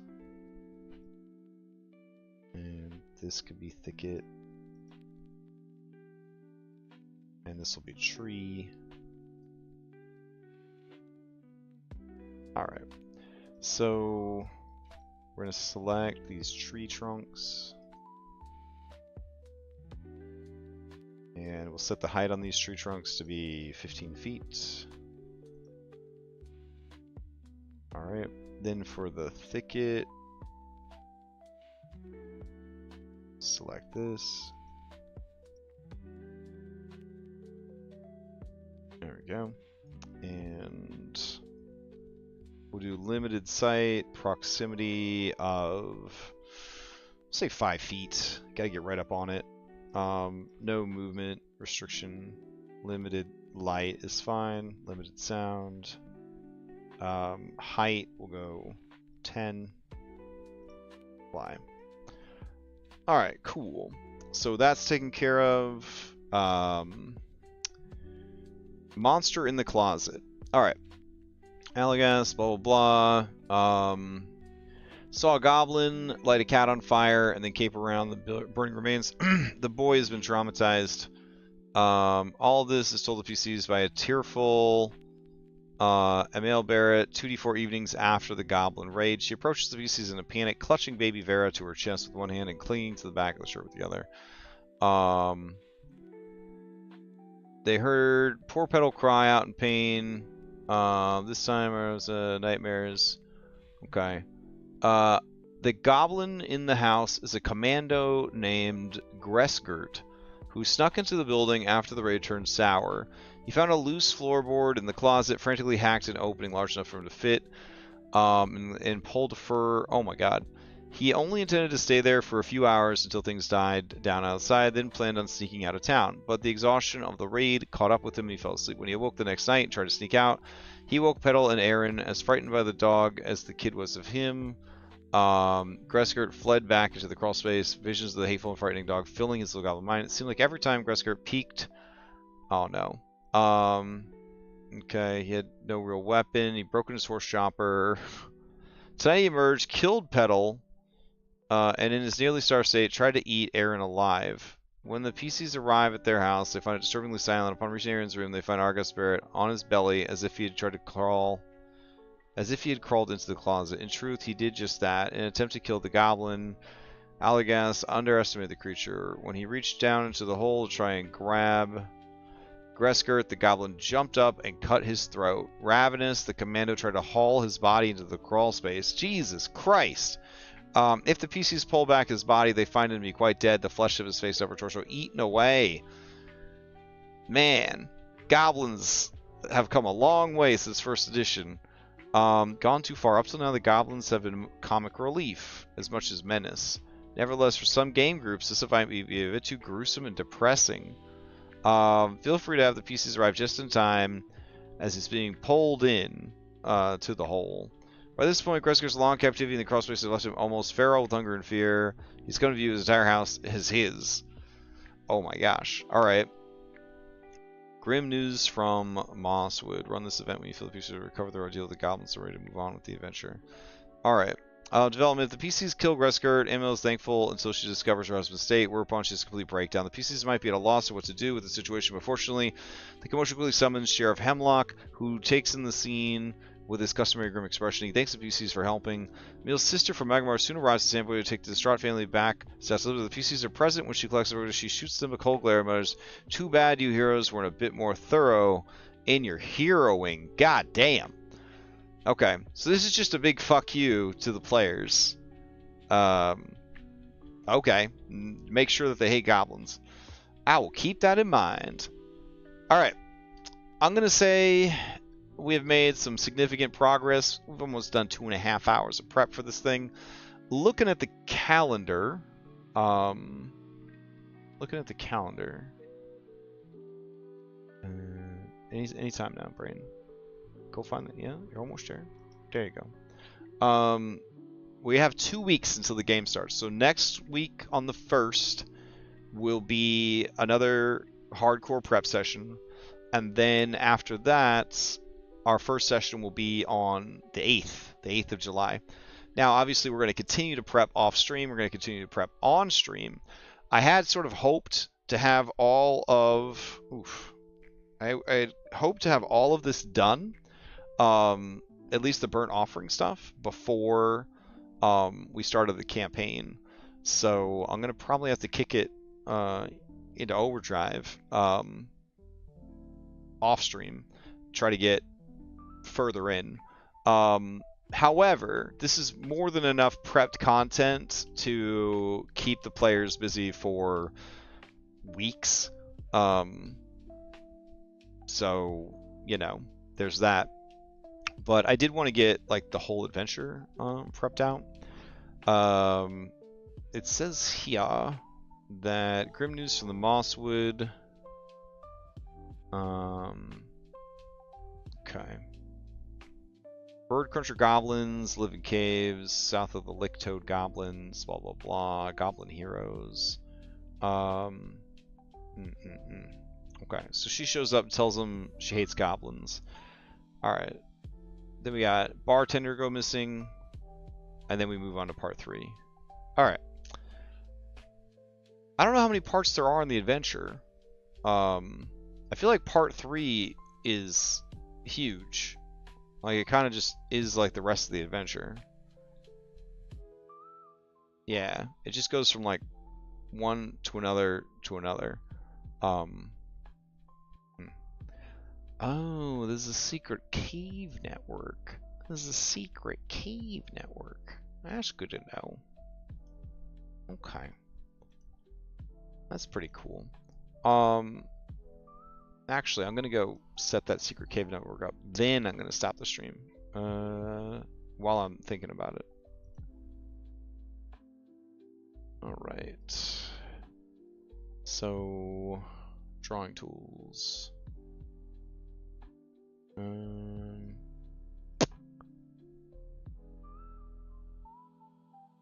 Oof. How do I show them this without like making it a real pain in my ass? The height would be -20 to 0. Okay. Interesting. So it would be like, let's see what the general shape is. Like this. And then what? It pops out right there.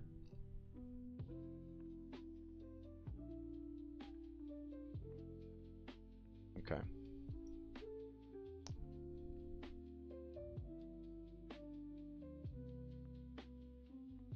I wonder what lives down in there. Now I kind of want to fix it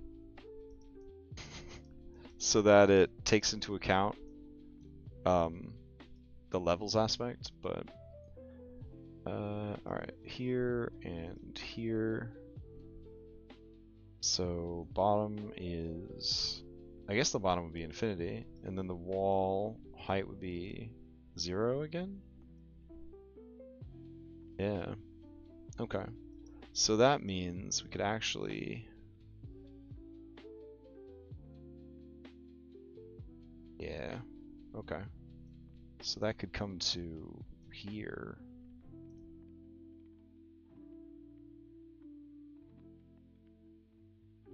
Yeah, that's kind of cool. Alright.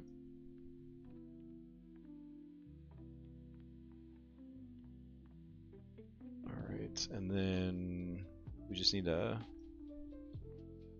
Make room right there. Ah, okay. So what we could also do is ethereal wall. Yeah. Okay.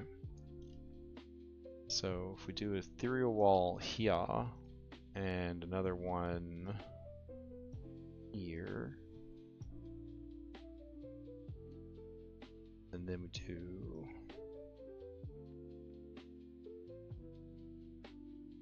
here and here. Okay.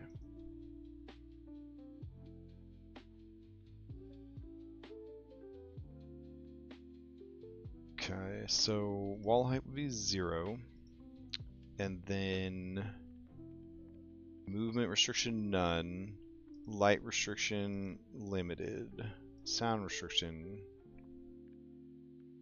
none, and then sight proximity. We'll make the proximity 15 feet. All right. Let's see if this works. Okay. So take Shayless. Shayless is moving around up here. Okay, she can't see the passage down there and it's not impacting her, but she falls down this pit.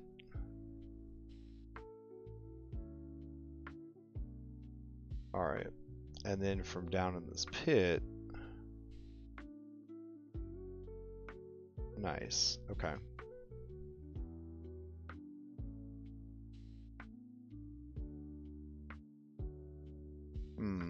That's not working. Oh, I see what the problem is. Okay. Technically, all of these blue ones have to have the bottom set at 0.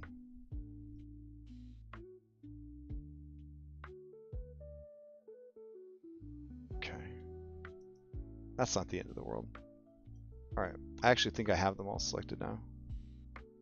So E, wall bottom 0, apply. Alright, so now, there we go. Ah, very cool. Okay. Little passageway underneath the island. Not letting you through though. So what is blocking you here? Oh, this. Okay. So this should be 0, 10, none, proximity, 10, Y. Alright. Ah, very cool. Very, very cool. Alright, then as she gets close, she sees, oh, you can go inside. And she goes in further. Very neat. Alright, so that's a good place to stop. This is a very dynamic map. Very interested to see what goes on it. Overall, very cool adventure, very cool maps. A lot of, interesting things, a lot of low-level activities to do. So, pretty excited about it. Like I said, I'm going to do a lot of prep off stream just to kind of catch up, as it were. But having the major maps done, I think I have all but one of the boss monsters designed, or like the big bosses. So I got to get the final boss built, and then we got to figure out how to bridge the old adventure to the new adventure. And then we have to work our way through the new adventure and make sure that we are incorporating stuff from the burnt offerings more actively into it. So yeah, we got quite a bit to do, but I think it's going to be pretty cool when we get all set up. All right, I will be back Thursday night to prep some Skyhaven, and then Friday night, Dom and I are having a vodcast about Daggerheart, and then Dom's going to run some Daggerheart. I think they're going to stream it. I'm not sure. And then Sunday, I'll be back to prep Kingmaker. We got Kingmaker Sunday night. Monday, Stolen Fate. And Tuesday, we'll be back here to keep prepping this adventure. Hope everybody has a great week and a great weekend, and I'll see you next time.